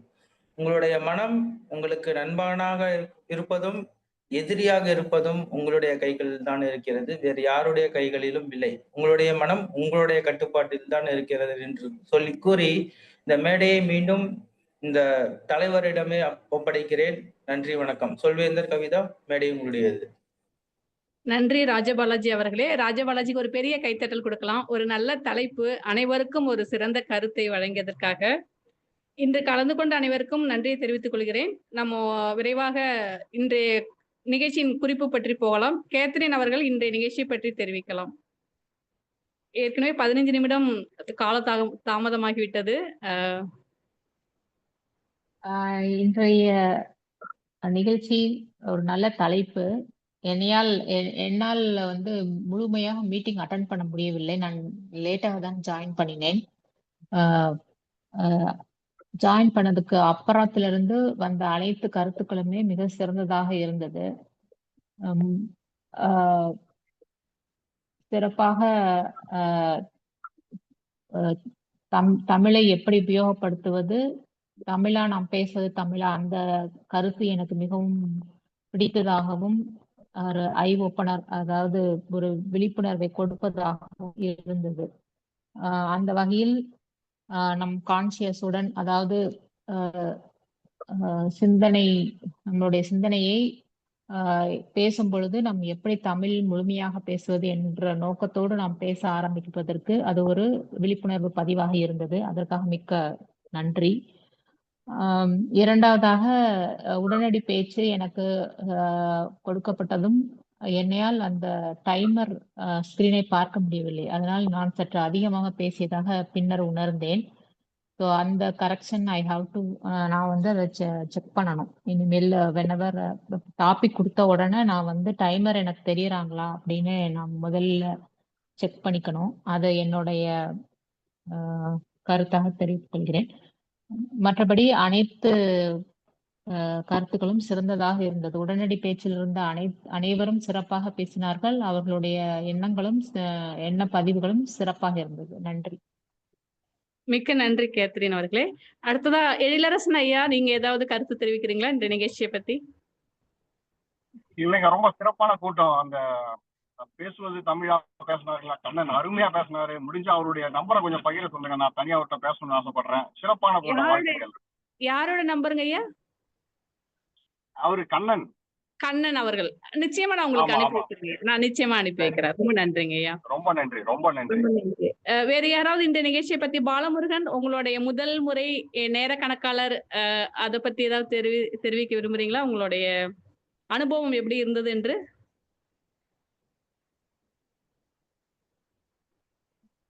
மியூட்ல இருக்கீங்க. மியூட்டுக்கு நம்ம தமிழ்ல என்ன சொல்லுவோம்? Mute, unmute, ஒலிப்பானை. எழிலரசன் நன்றாக சொல்வார் என்று நினைக்கிறேன். எழிலரசன் அவர்களே. ஆமா, மியூட் அன்மியூட் தமிழ்ல என்ன சொல்லுவாங்க ஐயா? ஞாபகம் இருக்கிறதா? ஒலிப்பானை அணைத்து விடுங்கள். ஓகே, ஒலிப்பானை அணைத்து விடுங்கள். அத போடுறதுக்கு ஓகே, ஒலிப்பானை போட விடுங்கள். எடுத்து விடுங்கள். ஒலி வாங்கிய இயக்குங்கள். ஒலி வாங்கிய மியூட்ல இருக்குன்னா ஒலிப்பான் அணைத்த நிலையில் உள்ளது. ஓகே.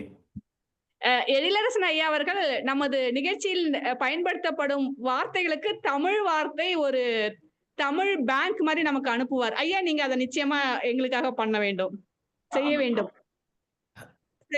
அதாவது நம்ம நிகழ்ச்சியில் பயன்படுத்தக்கூடிய வார்த்தைகளுக்கு தமிழ் வார்த்தைகள் இதெல்லாம் பயன்படுத்தலாம் அப்படிங்கிற ஒரு தமிழ் பேங்க் மாதிரி நீங்க எங்களுக்கு அனுப்புங்க. நம்ம பயன்படுத்திக்கலாம். தமிழ் வார்த்தை அல்ல, தமிழ் சொல். தமிழ்ச்சொல். தமிழ்ச்சொல். மிக்க நன்றி கேபி. தமிழ் சொல் நிச்சயமாக. மிக்க நன்றி அனைவருக்கும். இன்றோடு இந்த நிகழ்ச்சியை நாம் நிறைவு செய்வோம். அடுத்த வாரத்திற்கு